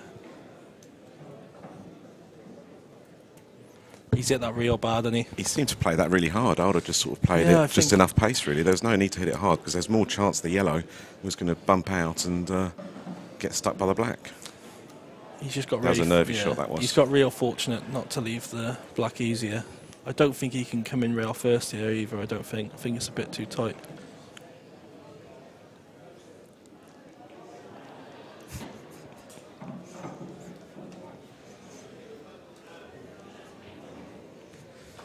Yeah, so I think he should have played that shot, medium pace there, and It's come out okay, to be fair. You can't really complain the way it's come out.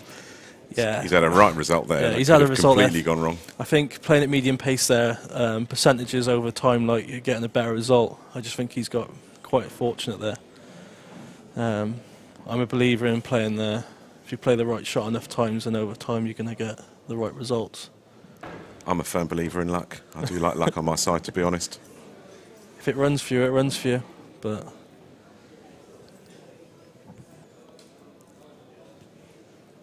Callum's got no idea what to do here. No. He's not really got... There's no easy DF either, is there? No, I don't think, like we said, I don't think he can come off the bottom row or side and clip it back how close the yellow is, and I don't even think he can come off the top right and knuckles. So here's a few results. There we go, a few later scores. Josh Kane 6-0 up against Chris McMullen. Josh is playing really well there. I'm quite disappointed in Chris there because he was sat on lunch today and I was having a chat with him and he said he fancied that game. Yeah. So I don't think he fancies it at the moment. So I think he's looking to get the bag, yeah. If he can't see... It's not a bad shot. He's put that pressure on that first yellow. I think if he can't see the yellow on the top rail, it's a very good shot because it means he has to pot this ball now. Yeah, because he needs the 2 for the other 2 balls. Yeah. So it don't look like it because otherwise he'd be looking just to chip it out. So he's got a bit of a pressure shot on here. Because you're up against it again if you miss this. But if Christian does miss, he's got an easy snooker afterwards. He's got that to fall back on. He's got to go for it though. Up Torrey he plays this shot in it. You don't want to leave too much distance. I think. Is he looking to screw into it or just looking to pop it out? Just pop it out. Oh, no, it wasn't close, was it? No. So yeah, like you said, a little tap behind the yellow now. Yeah.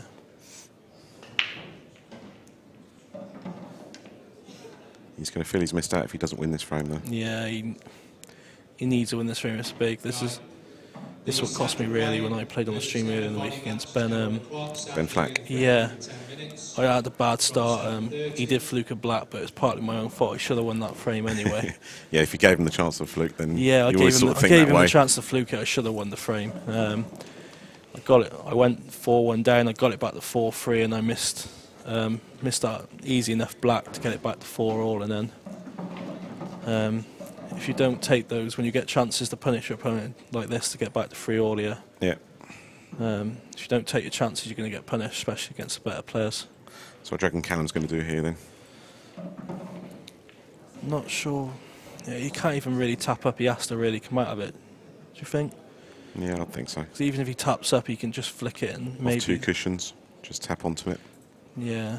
It's difficult, isn't it? Could leave a little Chinese touching ball on the yellow, put a bit of pressure on. Yeah. Yeah, he's going for the 2 cushions. Just tap behind the... I think Has he got the angle? Oh, he's gone one cushion. It's dangerous. That's always a danger with that shot. I fancy doing it off 2 cushions. I know the middle bag's in the way, but if you just avoid the middle bag, you'd have had a better chance there. But hey, he's a world under-23 champion, so he knows what he's doing. Knock him, no. Well, like we said, like I was saying earlier, European runner-up this year from the men's. Yeah. Yeah, it was just... And he should have really won that, one pot away from winning that, wasn't he? So yeah. he was 1 pot away from being the main European champion. Did he snooker himself on the black, or did he... No, he just, the penultimate red, he just overhit it slightly. Thin, didn't he? Yeah. Overran it slightly, then left a thin black, and unfortunately just missed the thin black. But to be fair, Anton Kashiri from Malta pulled out some cracking dishes in the last 2 frames. He's a great player. But he's managed to get it out of his system quickly by winning the next big tournament. Yeah, so he's done well there. Straight away he's come back and he, like I said, it's his last year in the 23, so he's happy he's got that out of the way. He'd have been quite disappointed leaving in the 23 level and not winning the world title. So is the main title going back to Wales again? You reckon Tom Cousins will go through and win? He's my tip at this stage. I've been quite outspoken on Facebook at this because we've had a bit of a debate about the Cousins against Boyle money match. He's not really. When's that money match then?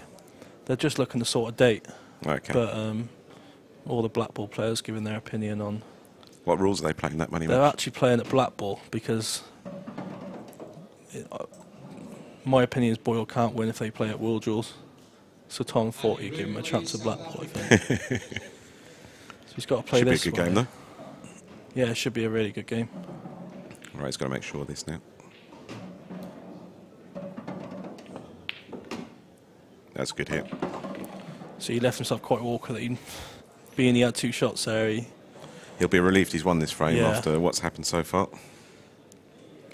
But yeah, they're playing. So I've been a bit outspoken. I do think Tom will win the men's again this year. He's just playing too well, in my opinion.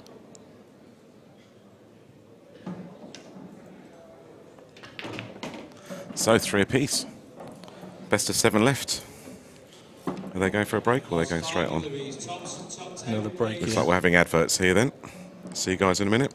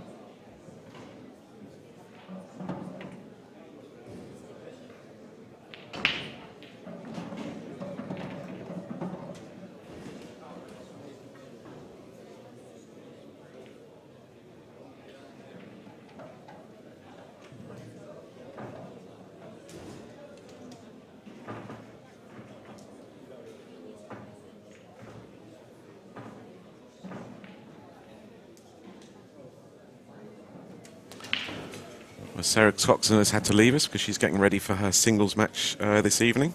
Good luck this evening, Sarah. Thank you. A few games going on in the background there. Who have we got there? Pick anyone out? We've got Sam. Trying to. Oh, well, there's Ross Smith in the background there in the orange shirt who beat me. So that should I be think you he's playing there, should against. it? Yeah, he should be, yeah. He's playing Stephen Dempsey, so it's quite a tough little draw. I was quite happy to see it as a You tough had a draw after bad- that. When you lose on the decider, you don't want to see a nice, easy draw in the next round, do you? No. You want to see a tough one, and they don't become much tougher than Stevie Dempsey, to be fair. No, I learnt that playing in Kendall's event, the last one, the Bulldog Challenge at his event. I've come through a tough side and the loser side, and I'm playing there to qualify. And sorry, guys, the 7:30 streamed match has now been cancelled. We'll give you more updates on that as we go along. I think you've got a good game up at 9 o'clock, though, featuring Mick Hill. So not too disappointing. That's probably because it's already 7:45. I didn't realise what the time was, Yeah. so I can understand that. So sorry if you were tuning in to watch your mate or something, but Yeah. Apologies to those two players who are going to be on the streaming. I don't know what match was due to be on at I'll have a quick 7:30. Any look. idea? Never mind. It's done now. Yeah, they're probably on another table. I think Mick Hill's on at the 9 o'clock match. Yeah.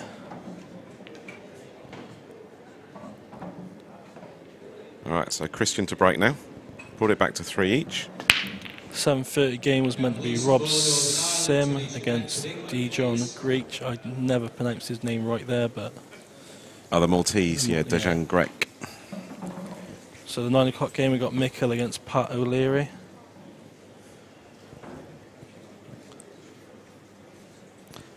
So another dry break there. Quite. Callum's got the choice of colours now. That's been quite a trend of this match, dry breaks. So I'm not sure if the tables are playing a bit slower, so it looks like he's going yellows, yeah. Just goes in there. Only just went in, didn't it? Yeah, just grazed a knuckle on the way through. I've noticed a few times I noticed it really at the Europeans, your cue, you got 2 shafts. Is that just a breaking shaft, or is that a 9-ball shaft, or? Well, I decided about 10 years ago to try and play 9-ball with my snooker cue. Okay. And just get different shaft for it. But the one thing I didn't realise at the time is 9-ball cues tend to be about 1.5 inches longer. Yeah. So as soon as I started playing, I thought, no, that feels wrong. Wrong, yeah. And gave up on it. So I now use it as my break cue purely because I've broken my ferrule twice breaking. Yeah, so I've it's done just the same. just sort of protecting my cue. That's all it is. It doesn't really get any extra power and all that. But if I use my normal cue, then automatically I'll put less power into it to try and protect the ferrule. Yeah. What cue are you using at the moment? John Paris. John Paris. I've got a dragon cue, the one I'm using at the moment. I've got a spare breaking shaft for it. Yeah. But I was finding it quite annoying having to swap shafts after every break. So I either cut break with my cue, or I got just my snooker cue, the Basham rope. I haven't tried the cut break here this week yet. Maybe I should have done. I say yet, but I've played all my matches now, so I'll have to wait till next year. You're not entering the plate? No, I'm not going to enter the plate. I was having a quick look and I find that strange. Yeah. Do you not have a shot there on anything? He's on reds, isn't he? Yeah. So I find that strange. Very early to do that, really, isn't it? He had other options there, Yeah, without a doubt. He could have sneaked that red at the top right-hand corner and trying to get the control, pocket. Yeah, because now Callum's got 2 shots on yellows. He's nice in this doubly. I think. No, he's going to take this bottom one. Yeah. He's looking to take control here, I think.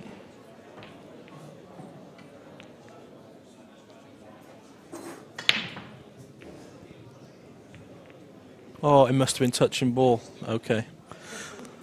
So that makes more sense. Apologies, viewers. That makes sense. Wales, please, top table. So he must have been touching the red, and he's just played a good conservative shot there to put the black safe. Now he's going to take the shot we've talked about. Yeah. So we were partly right there. Yeah, absolutely. Just didn't realise it was touching ball. So they're having a little discussion there about something, so I'm not sure. Maybe if you had 2 shots or not. Yeah. Yeah, we got quite confused at the moment there. I'm not sure.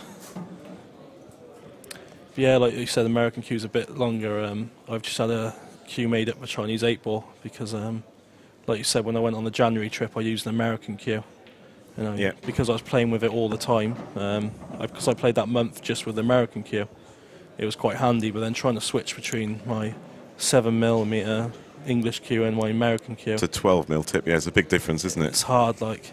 So I've had a 11.5 Chinese 8-ball cue made up, which probably help a little bit, which is more of a snooker cue, but a bit longer, like you said.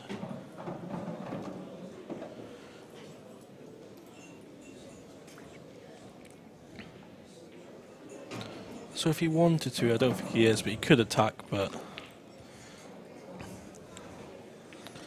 Because if he got down the bottom table, he could risk playing the plant of the 2 and near the middle right-hand bag. And try and split the balls. Yeah. But now that red's in between the 3, isn't he? He's going to need a bit of luck there to manoeuvre all of them. He's probably played the right shot now. So we've got another one of these cagey frames again here. It's been a proper cagey match, this one, hasn't it? Yeah.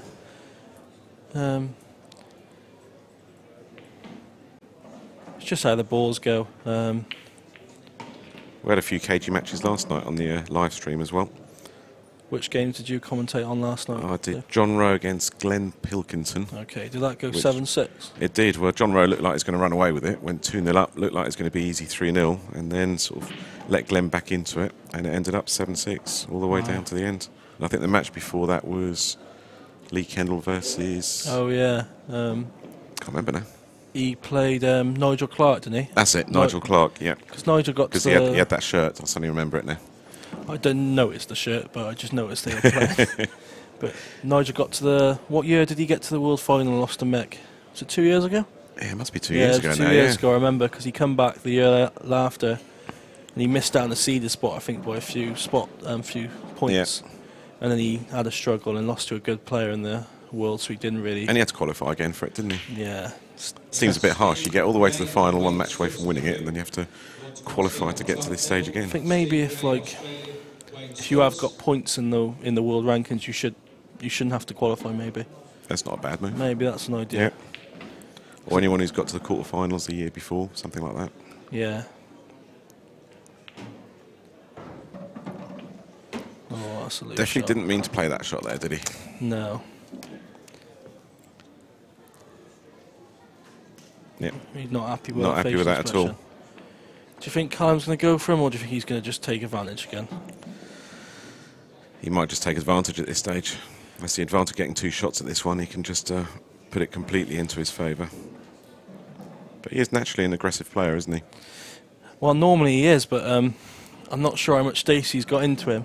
But a lot of him I've been watching this week. He's been looking to take control as much as he can and just make sure frames, especially in this match. Well, it's worked for him. Yeah, far. it's working Maybe for him. not so far in this match, but No. the rest of the tournament's worked for him.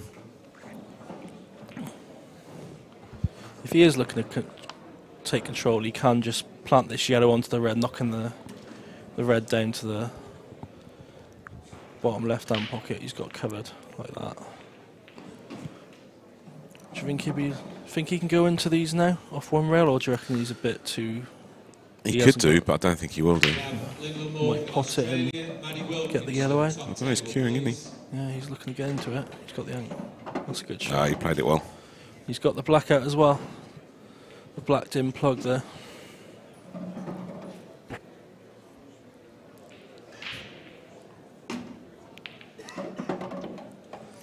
Can't say that message out loud.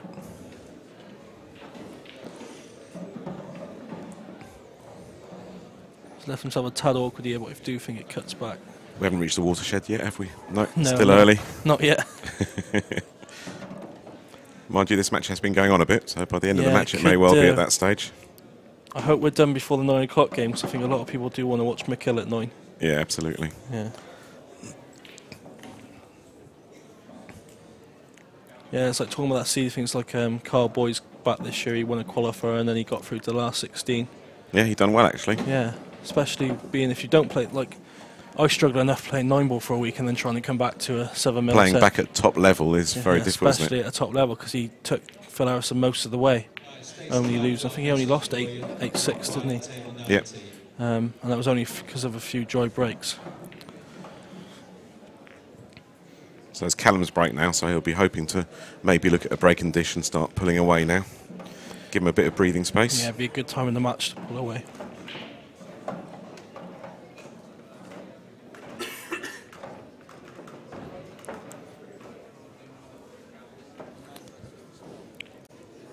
So we were talking about him a bit later. Tom won the first 3 UK tours this year so far, and He doesn't know how to lose at the moment, does he? no. And the mad thing is, talking to him, I asked him, well, how's practice been going, mate, before the team event started, and he goes, I've played an hour and a half since the last tour, which is about 3 weeks ago or a month ago. Yeah. So it just goes to show if you're playing well and you've got the confidence, Absolutely. you don't really need to practice. I think different players need to do it, don't they? Absolutely, yeah. Some players can just rock up and they got it. Some players need to.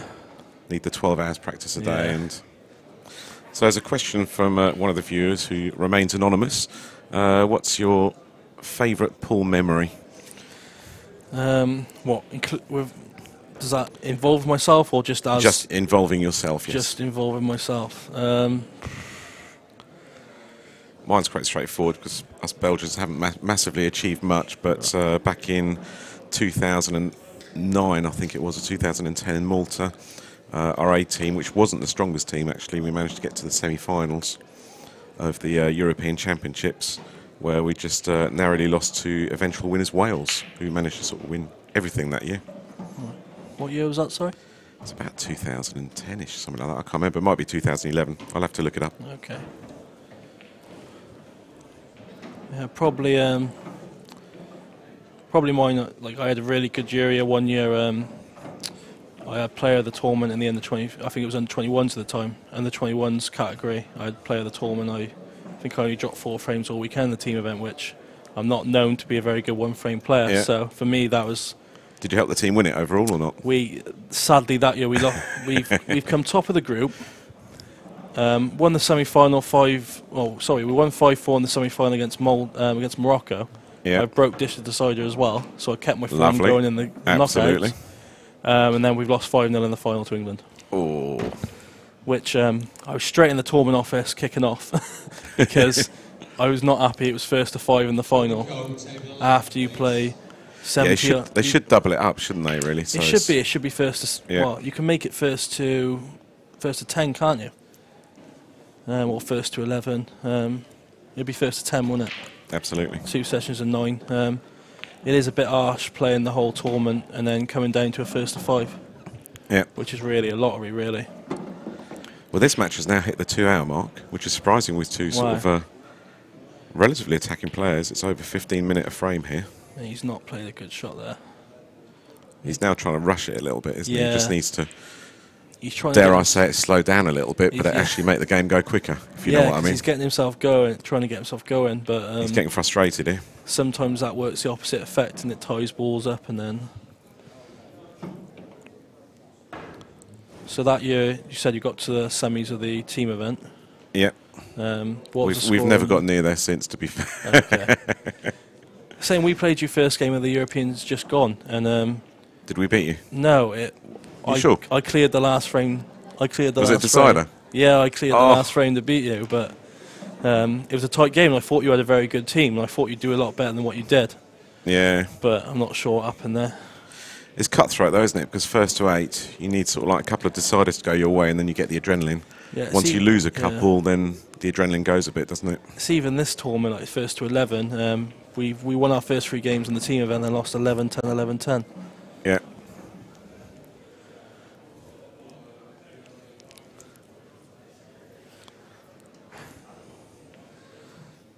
Yeah, so that's probably mine that year, even though the disappointment we lost in the final to England. I also I beat Cousins in the Masters that year.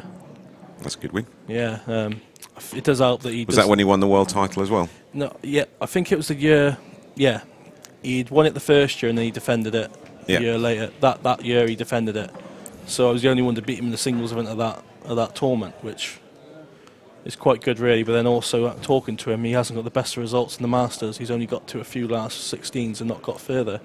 So is he motivated to win this then? Yeah, he was saying he's been saying in the same hotel like, as him. He's been saying like he wants to do well in the Masters because get a bit of bogey off his back, like that he can't get past the last 16 in the Yeah, he Masters. does so well in the Worlds every year, doesn't he? Yeah, And it's no different tournament. Okay, 1st to 7's a little bit shorter, but yeah. yet. I think it's just that open draw. It's such a cutthroat tournament, this. Yeah, because you can get the top 2 players drawn in the prelim, Like, can't you? I just don't think the luck's been his way the last few years in the Masters, really. He came up against Chippy last year, and this is before he went and won the Worlds. Yeah. And it just shows how hard draw that was, because Chippy was on great form last year. Oh, he was untouchable last year, wasn't he? Just everything he touched, like, and I remember like his first few rounds, he was taking half an hour flat to win 8-1, 8-0, like.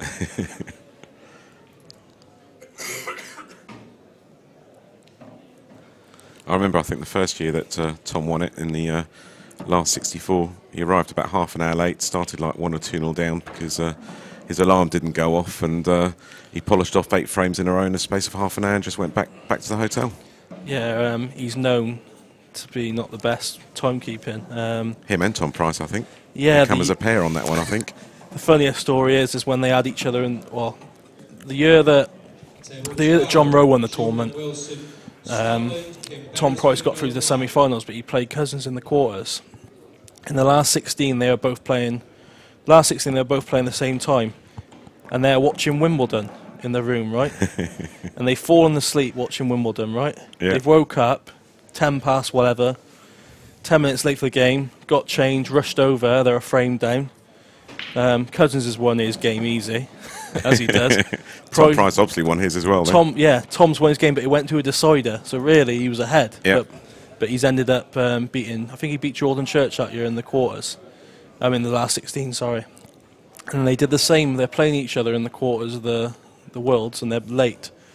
because they both fell asleep and they're playing each other. That's not too bad then. It's just a shorter match then, No, isn't it? they played the first to 8 instead of first to 9, I think it was, in that year's quarters. I don't think he's hit a rail there. I was watching the yellow there, so I couldn't tell. The white definitely didn't hit, so I think the yellow didn't. Yellow touch. definitely didn't. Barely reached the red.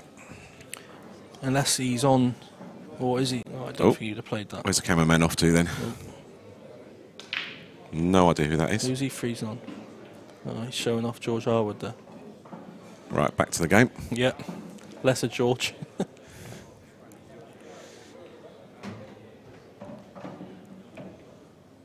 So do you think Callum tried playing the deliberate foul there I think so, yeah. and just didn't hit it right? Do you reckon the shot here is to double that red out, which is in the middle of the free on the bottom right, and then bring the other one out as well? So you don't want to leave him the chance to play the deliberate. Absolutely. He's still got one tricky red up the top though as well. Yeah, But he can't do anything with that one at the moment, can he? Even if he comes off the side rail, bumps it out, and then if Callum plays the deliberate foul down the bottom right, Christian's got a bit to do. He's got the clearance here if he wants to go for it though. If he doubles that red on the side, because those 3 balls could be made into a 3-ball plant. Oh, I thought that was in. Just knuckled there.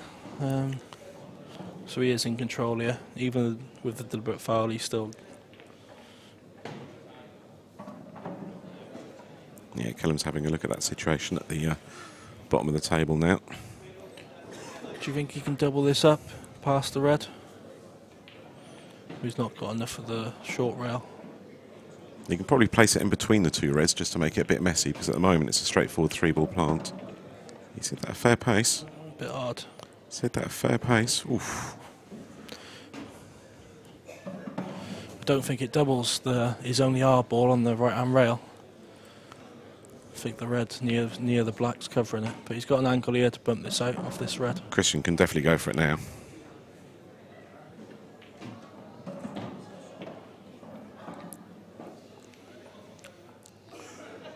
So in the world men's we got 3 ex-champions, and then Dave Fernandez. Well, Dave, I think he's won the Masters plate and he got through. Was it last year or the year before he got to the final of the main Masters? Year before that was. Year before. Because they played the Masters in the arena that year, didn't they? He lost to Craig Waddingham. Yeah, it was a good game that was. Yeah, I really liked that when they bought that. Hopefully they'll do that again this year. Well, I think they can do it from next year, being with no bigger table from next year. Yeah. I think this is the last year they're using the 8-foot table for the final stages, isn't it? Which I think was a good It's a good idea move, with the sky coverage and all, maybe. But when I don't think it's that big a difference to then. Well, the original idea was because it was better for TV, but I think now with HD TV, and I mean, you look at the coverage that Beard Productions do, perfect being on a 7-foot table. Great coverage is just... With this great coverage, it's just... you don't need a bigger table, do you? So Christian sort of lost position there a bit now. Ideally, he would have wanted to get rid of these 2 at the top first. Or can you see? So yeah, you can still see it. That's okay.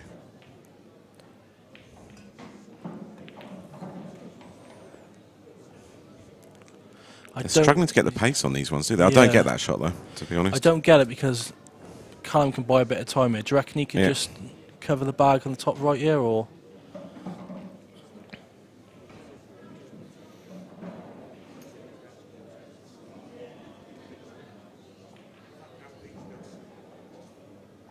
It's nice to see us having live streaming for the whole event this time. Normally with just the coverage for the semis onwards, especially with Beard doing it. They do a lot of big events now, a lot of big money matches. It's where's this? Wasn't it so? I missed that bit. I was just reading a message there. Oh, I was just saying about how great the coverage is, and they do a lot of big tournaments now, Beard. Absolutely, yeah. They do a lot of money matches, don't they? A lot of money games, and they're doing all of just decel and that, Annie. I've just had a request to find out is just to ask if Fabrice van der Plas is watching the streaming today, because we've not heard from him yet today. So Fabby Wabby, if you're listening, if you could send us a message.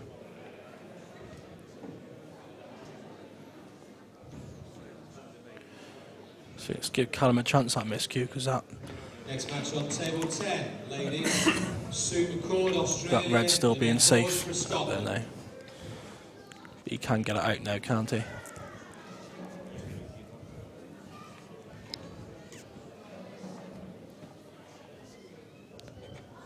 So are you living in Belgium at the moment, Dave, or No, I live in Sussex. Sussex now? Okay. Yeah. I haven't really lived in Belgium since I was 8 years old. Okay. Can't you tell by my French accent? Yeah. Which did confuse a few people early on. Because do you still do the Belgium event? I haven't done so much. I've been focusing more on the French events. Okay. So I've been going on the French tour for the last couple of years, so I've done less Belgian events as a result. What I remember, the old PFW used to take Yeah, a team the over to an International Open. Yeah, we haven't done that actually for the last couple of years. Okay. We're looking to set one up again, because that worked really well. event. Yeah. If you do, then keep me posted. Absolutely. Because So Wales maybe- always came to that, so yeah. that was always a good one. PFW used to always send a team, so I think we should follow suit with the new federation and definitely send a team. Yeah. Big shout out to Donna. Is she actually watching? I don't know.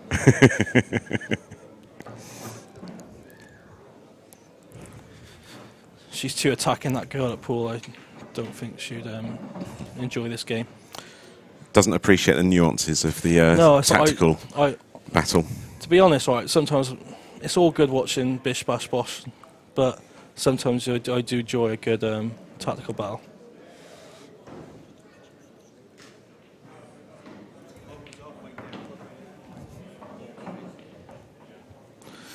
Right, so who's on at the moment? Every frame's been like this, really, hasn't it? There we were expecting a bit of a attacking show, but each frame seems to have bogged itself down a little bit. Yeah.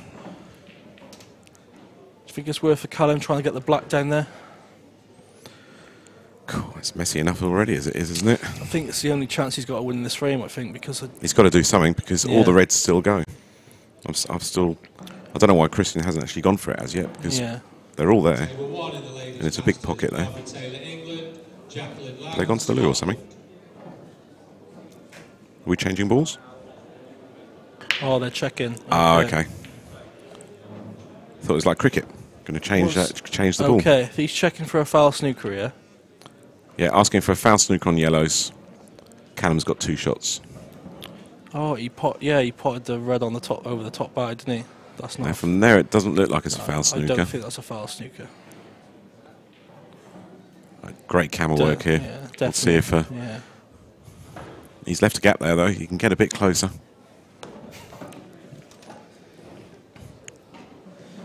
Definitely not a foul snooker there, I don't think, but the camera angle could be misleading. Don't know if he's given him or not. Didn't look like a foul snooker. We'll soon find out.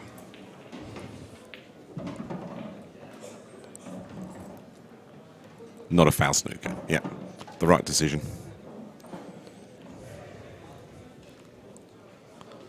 So I think he's not really interested in putting the black down there.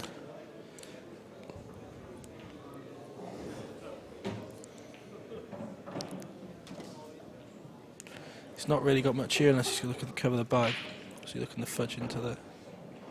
That's a good shot. Yeah, that is a good Yeah. shot. Needed That to does cover change that the up, game a didn't little he? bit. The finish was on before then, wasn't it? I do think the finish is still on, but It is still on. It's a little bit harder now. He's got Yeah. to sort of hit cushion first onto the yellow to sort of push it along, and things can go wrong. Depends if he moves this yellow out of the should way play now. the double E. He's moving this red, but he needs that red there. Really, He doesn't does. to I play would the- not. I would not be moving this red. Unless he's looking just to bud the yellow out of the way again. There you go. Oh, that's the worst kiss you could have asked Yeah. for there. Let's give Callum a chance in this Yeah, tactical battle Callum's now. back in this one now.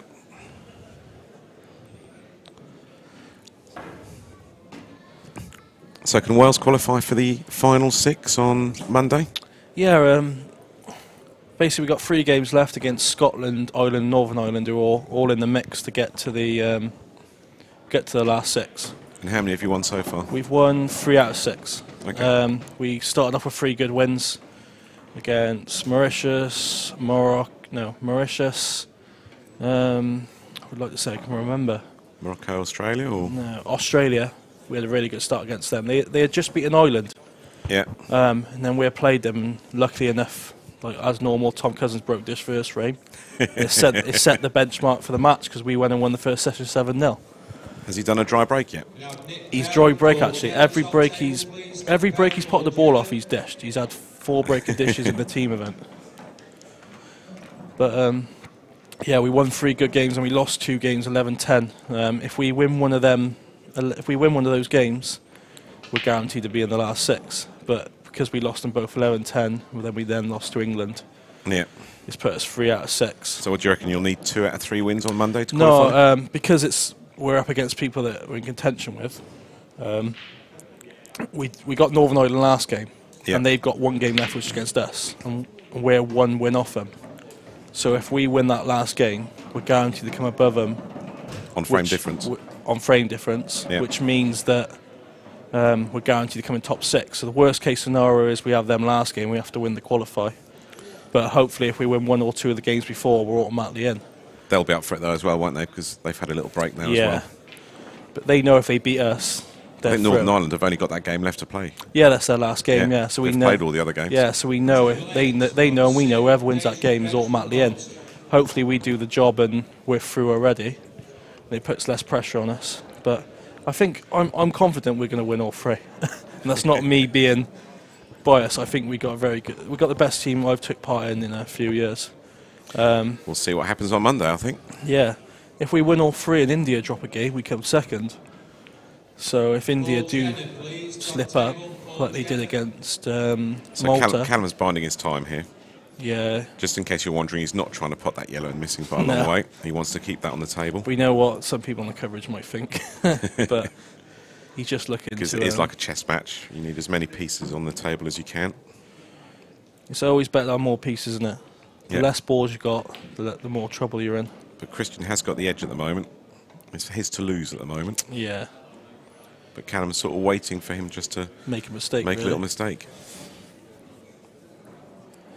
I think if he had a yellow at the top of the table, he could work the black down this way. So I do think the black, Callum needs to get the black into play down here, really.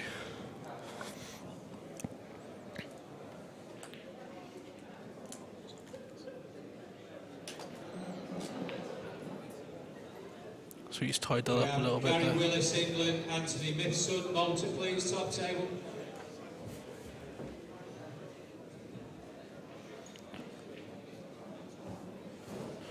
If he wants to be attacking, really, he could play the plant, but play off the red, which is hitting the yellow, and try and bring him out. But I don't think it's worth the risk here. I think it's just worth probably developing a little bit that ball on the top right of the table.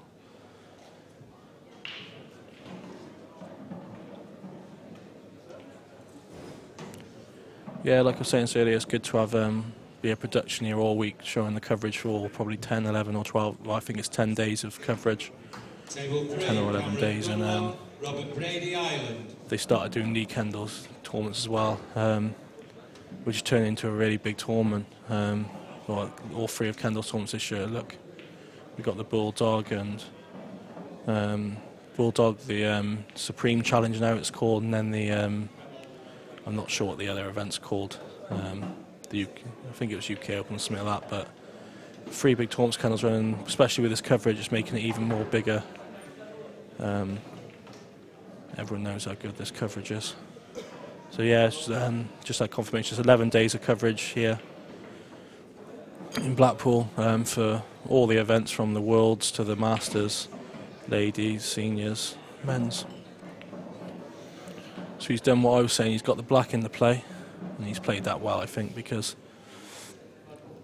he might be able to get through and hit that red, but otherwise he's forcing him to play these 2 at the top of the table.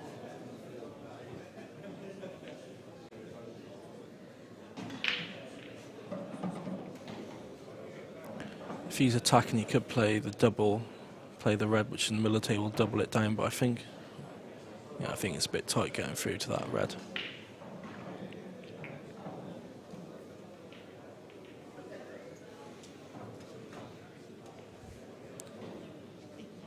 So is he looking to pot this and then leave? Let the white a bit loose there.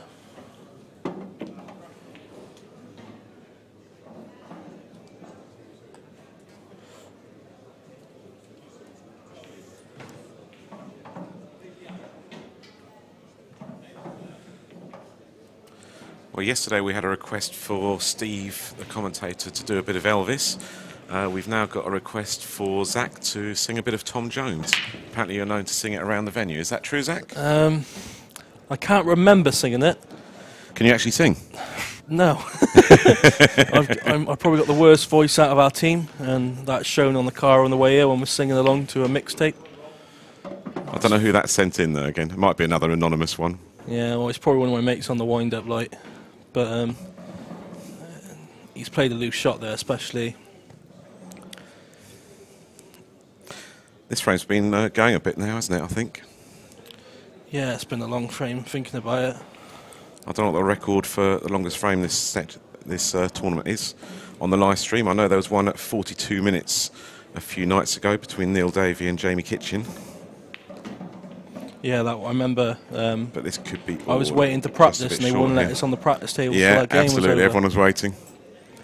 You ended up doing a bit of practice with Shane Thompson, who was supposed to be commentating, and he abandoned. And he left. Yeah. Carl, didn't he, to practice? That was the easiest tenor I've made in my life, playing Thompson. Well, the longest match so far has been 3 hours 33, and this one's now gone for 2 hours and 16 minutes. So this could be a contender. I think that's all right. He's still got 2, I think. He needs it. I don't know actually if he's got 2 or not. I don't think he has. Definitely needs it. With the red on the cushion there, where you can double the red, that's fine, but the black's not in the perfect. You can still do it in 1, but ideally 2 would be better. Yeah. It needs to be perfect on the white to get that thin cut in black into the corner. Big moment in the match, this. You can screw it in, do you think? And no, it's a bit too much steep in it. I wasn't sure if he could screw it in and go into the yellow. If he's got 1, that is. Yeah, I don't think he can. It's too sharp an angle. It's difficult just keeping hold of the white. Exactly. That was the problem. I think by that reaction, he hasn't got 2. He's only got the 1 then, hasn't he? Because with 2, it's easy. You just kiss onto the other yellow. Yeah. So the long double. Looks like that's what it's looking at.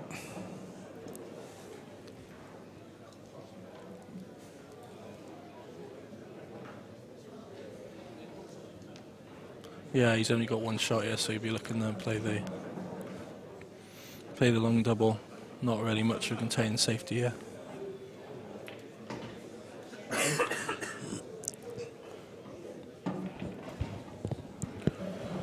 It's going top left bag, do you think, or top right? I'd say top left bag. I'd say top left bag, sorry. Oh. No. Pressure on Callum, though. Because it's been sort of like long frames, it suddenly makes potting a bit harder as well, because they're both out of their rhythm now, aren't they? That's it. We saw that in the Neil Davey game, the opening night. Yeah. You get to the stage where you've been playing that tactical battle, that bit of chess for so long, you get to potting the balls and you forgot how to pot the ball. Absolutely. And these aren't easy. If there's a little snooker, he may even go for it, but I don't think there's an easy snooker there. No. Really. So this frame's just reached the half-hour mark now. Wow.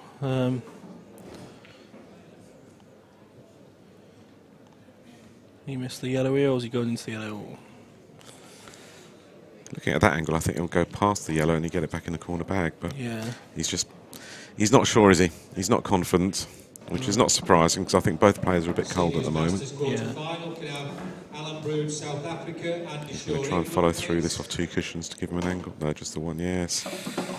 Really didn't fully commit to that, did he? No. Do you think he might? No, I don't know. It's a hard shot.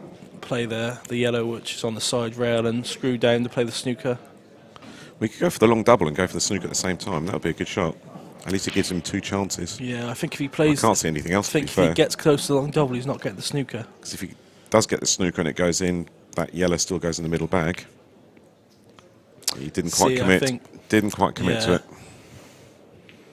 I think you either have to play one or the other there. Yeah. I don't think you play in between, you leave it.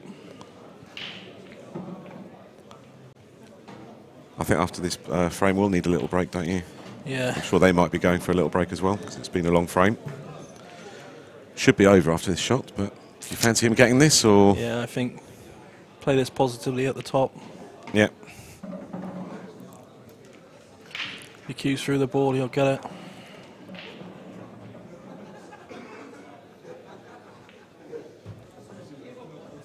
No, doesn't like it.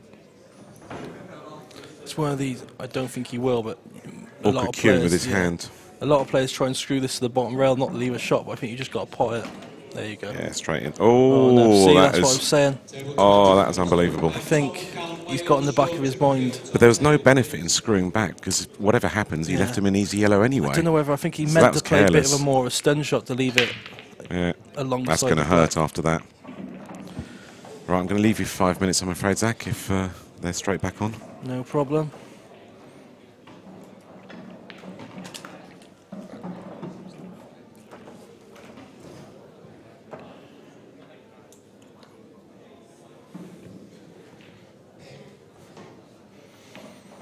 It's really a big point in this frame, really, in this match, really. Instead of being 4-all.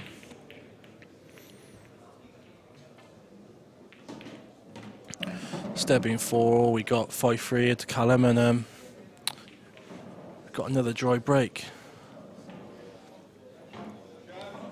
Yeah, those 3 events I was on about earlier is the Bulldog Security Challenge, which took part last month. A Lee Cundall's Club in players. Then we got the Supreme Masters, which is this month now, end of this month, and then the Players Amateur Championship, which is later on in the year. All streamed on Beard Productions.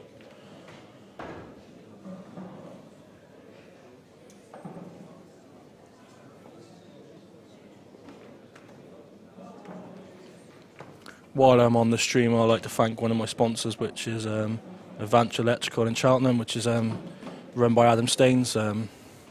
Really helped me out with this event. Just like to thank him, and then anyone in that area looking for anything, then give him a message. So you're looking to play the plant here.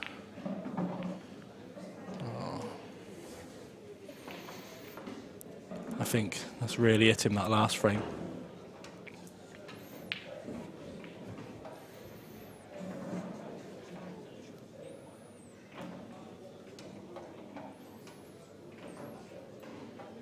So now being Callum having that top with that yellow covering those 3 balls at the top, I think he'd be looking to try and get this yellow down the bottom right hand bag.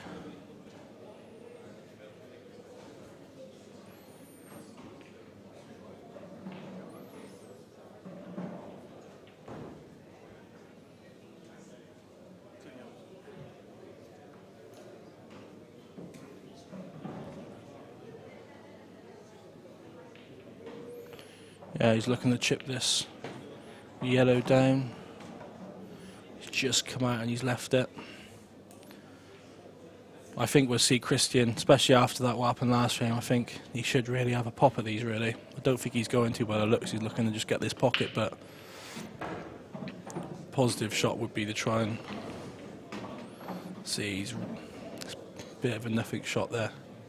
I think he's better off trying to have a crack at them, really. Wasn't the easiest, but all 3 yellows, all 3 reds did go in either the left-hand middle or bottom corner. See, he's going to be in trouble here. Callum's playing another loose shot. Not sure if I hit a finger mark on the way down, because you normally get the pocket there. And Christian can get this red over the top right-hand bag.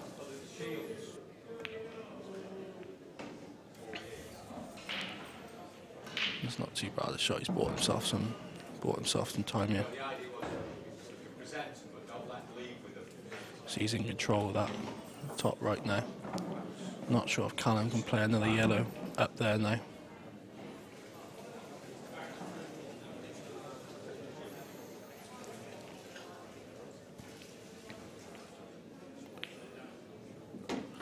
I think it shows. I've had quite a lot of messages while being in the commentary box. There's a lot of people watching who I didn't really think would be watching. whether they got a friend playing in the tournament and they just wanted to tune in to have a look, or they just noticed it advertised the game and they've tuned in. But there seems to be a lot of people watching.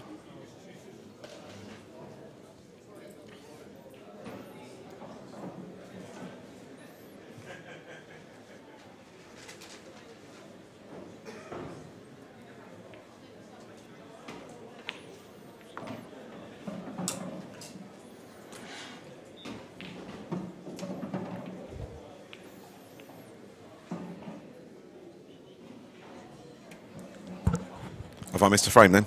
No. You did you really think you were going to be missing the No. frame there? So, This is a match for the those who love a tactical battle. yeah, which I do, to be fair, but Maybe not every frame though. not every frame, but that's another careless shot. That's a very careless shot. Especially when that yellow is tied up on the top right and it's not really going nowhere, is it? No. Table, please.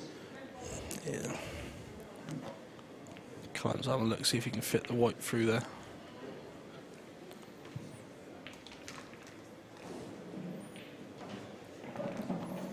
Can he get through there? Guy's He tight. thinks Mind he you, he can try it anyway, can't he? Because he's got ball in hand and it's behind line. Yeah. But he seems confident he can. Because I know in 9-ball, I don't think you can do that, can you? Should be able to, because you can put the white anywhere you like. You can just pretend that you're going to yeah. put it in the middle and I think go from there. it's a bit of a loose one, because I remember the one Moscone Is it Cup. gamesmanship? Yeah, I think Under the one gamesmanship. Moscone Cup cardboard, he's tried placing the white ball. Yeah, to see if I was there in Vegas. He's tried placing the white ball in, but he's actually placing it in to play the shot, but the ref thought he was measuring up. Because in 9-ball you got the rule where you can't measure to see with ball in hand to see if the ball would pop. Yeah. So the ref thought he was trying to measure to see if he can get It's through a the gap. difficult rule, because who's to say you don't want to start from an awkward position? Yeah. So it's one of those, but It's a bit like golf. You use the rules to your advantage sometimes. yeah. But he's got through the gap and knocked his ball out. I think that's going to be a mistake. It's going to be very difficult for Christian to come back from there. Yeah. 6-3 first to 7. He had a chance when Callum had that ball tied up at there. He had a chance to put a ball into this bottom bag and probably have a go at the finish. Yeah. But he turned it down and played a loose shot, and then since then in the frame he's been behind. He's potted some good balls, Christian, but the odd key shot has let him down.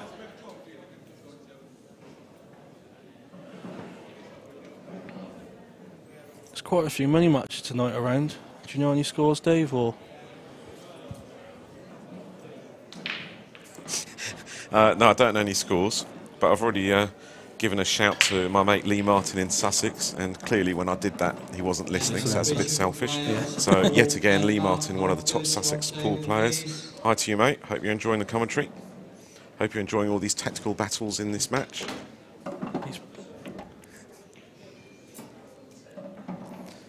so he's just come out enough here to leave this black. It's not too hard. No, this is going in. This is to put him on the hill, like they say.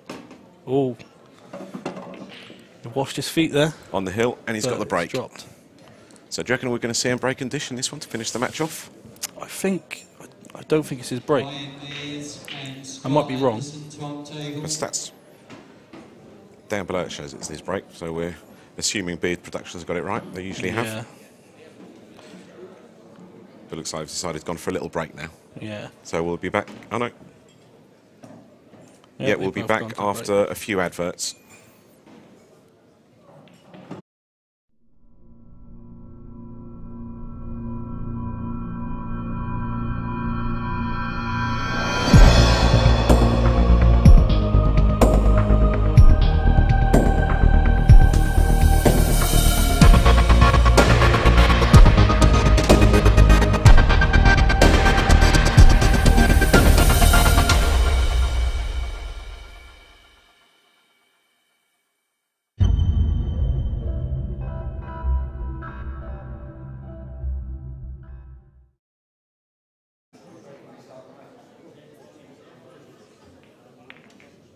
Right knees, please, top table.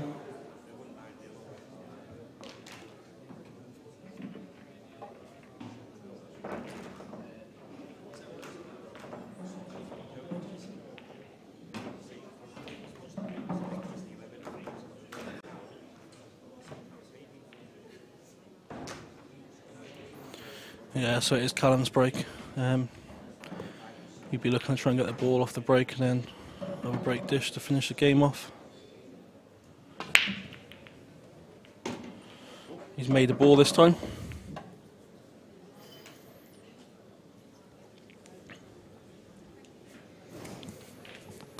So how's it looking here? Yeah, there's a bit of traffic again, isn't there? Yeah, they're not splitting very nice, are they? It's that yellow and red down the bottom that's the trickiest part. Yeah. And no obvious ball that you can use to split those up. So Josh Kane finished a job against Chris McMullen, 7-0. I think I'll have a word with Chris later, ask him what happened. No, I might just avoid it until tomorrow. Harrison, I was surprised there because Liam Stanley always puts a good fight up, doesn't he? Yep. That finished 7-1 to Phil. Dempsey beat Ross Smith, 7-5. Put a bit of a fight up. 7-5? Yeah. Played well, though.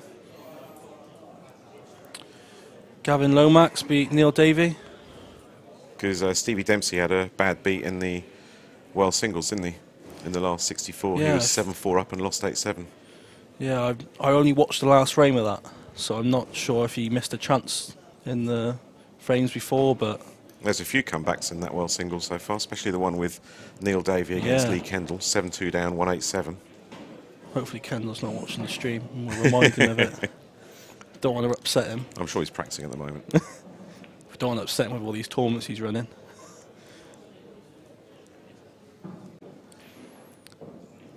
So there's no update scored yet, but the one lad who won the qualifier from my venue, Tom McCunney, he's playing Sean Chiverfield in the next round. He had a good win this afternoon, Tom. Yeah. But he's got a toughish draw there, so... Yeah, I saw him at the bar. He did say it's going to be a quick match one way or the other.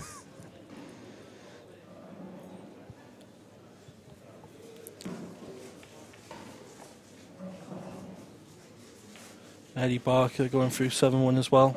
He had a good run in the World Singles. He did, didn't he? Earlier on. Fell short against Mick Hill in the end, didn't he, in the quarters? Yeah. Dave Fernandez 7-2 as well against Dave Arnold. The double's still on for him then. Yeah. Saying that all All four four in the semis are still in this competition. Be nice if all four of them run deep as well before the end of the weekend. And Bit selfish if all four make both semi-finals though, wouldn't it? Yeah, that Got to would give be. others a chance. I think with how the draw comes out, I don't think Yeah. it's going to have to be a bit of luck for that to come It out. depends like how that. Sean Baker does the draw, really, doesn't he? If he wants it to work that way or not. Yeah.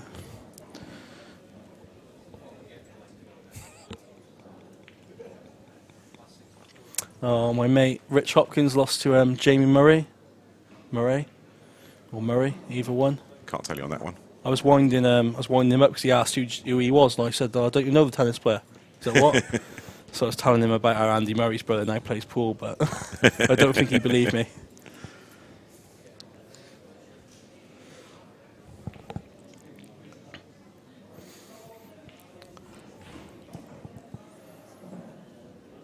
So guess what, guys?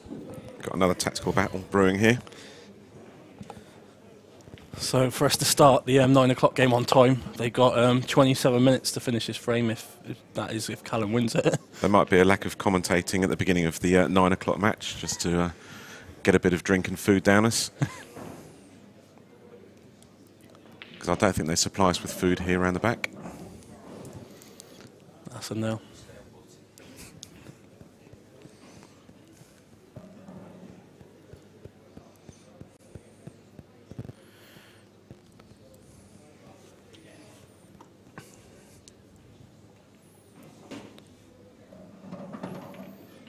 Plenty of action tonight, by the looks. Adam Davis has got quite lucky. He's got a bye. I saw he had a bye in the last 64. There's That takes some doing. I can't. Or the last 128. Yeah. So I'm struggling It's- to win a prelim, and he's getting buys for the last 64. It's who you know, really, isn't it? Yeah. Only John? joking, Sean. Only joking. We You got, do a great job here. We got John Rowe against Chris Hampson at 10:30. I beat Chris Hampson last year. Yeah. In the last 16, I think, or last 32. I noticed he lost 7-0 in the world qualifiers. Did to he? someone. I don't know, but I had in my head straight away that he wasn't here. That's always a problem when someone loses to 0. Yeah, you think don't actually know. Yeah. You think have they turned up or not? But he's here, so I'm guessing because he is a very attacking player. So I'm guessing maybe it just didn't go his way at the start of the match. Because I remember watching the coverage of the last UK tour and him against Cousins. He had a very good start against Cousins, but Tom turned it on after that. This looks like an attacking shot. That's what we like to see. Yeah, he's played that quite well. Yeah, he's got a good chance here. Black goes to the middle right. Yeah. He's going to have to do a few little plants here, but if he controls the white well. Can we have the overhead view here? I'm not sure if this is a big pocket or... No, it's not a big pocket. No, it's not a big pocket. Should be able to double kiss it in, though. Yeah. And keep that red over the bag. Ideally, he wants to keep the red over the bag because the white's going to go to the left-hand side of those 2 reds. Yeah. Oh, I'll talk him into that. Sorry about that, Christian. So now, actually, Callum's got a chance to win the match. There's one tricky yellow on the left-hand side cushion there. Would you... I think he's going to play this one now, but... It might be worth taking the one at the top first and then playing the plant down the left-hand rail, maybe. Yeah, definitely. Because then he can always play the one nearest the black and drop onto that yellow, which only goes this bottom left pocket anyway. Yeah, I think this is the right way. Come across to the left-hand side rail. This side. No, that looks perfect. So it's all about mapping out the clearance here. Maybe you want a bit more angle to bring the white out for the yellow at the top of the table. Yeah, I think you might be going for the one in the middle first. That's it. Yeah. He's decided to take that one this way. And now he's nice. Big shout out to Amy King in South Africa. You coming back next year? She hasn't been here for a few years, has she? Yeah, no, not for a couple of years. I remember chatting She's to a mum now, so that's why she hasn't okay. come this year. Good point. I remember talking to someone last year and they were talking to the South African ladies about how she's a big loss for their team, really, isn't she?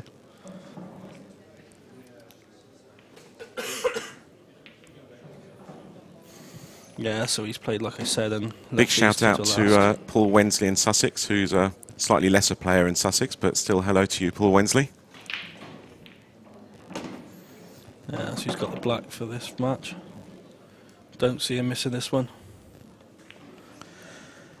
And there you go, guys. So 7-3 to Callum Singleton. It's gone through, and we're back on in about half an hour with Mick Hill. It's not worked against out too Pat bad Leary, then, is it? We've got Mick on at 9, so a little bit of a break. Yeah. Time for us to get a drink and a bit of food, and we'll see you guys later. Have fun. Ball, Tony, please.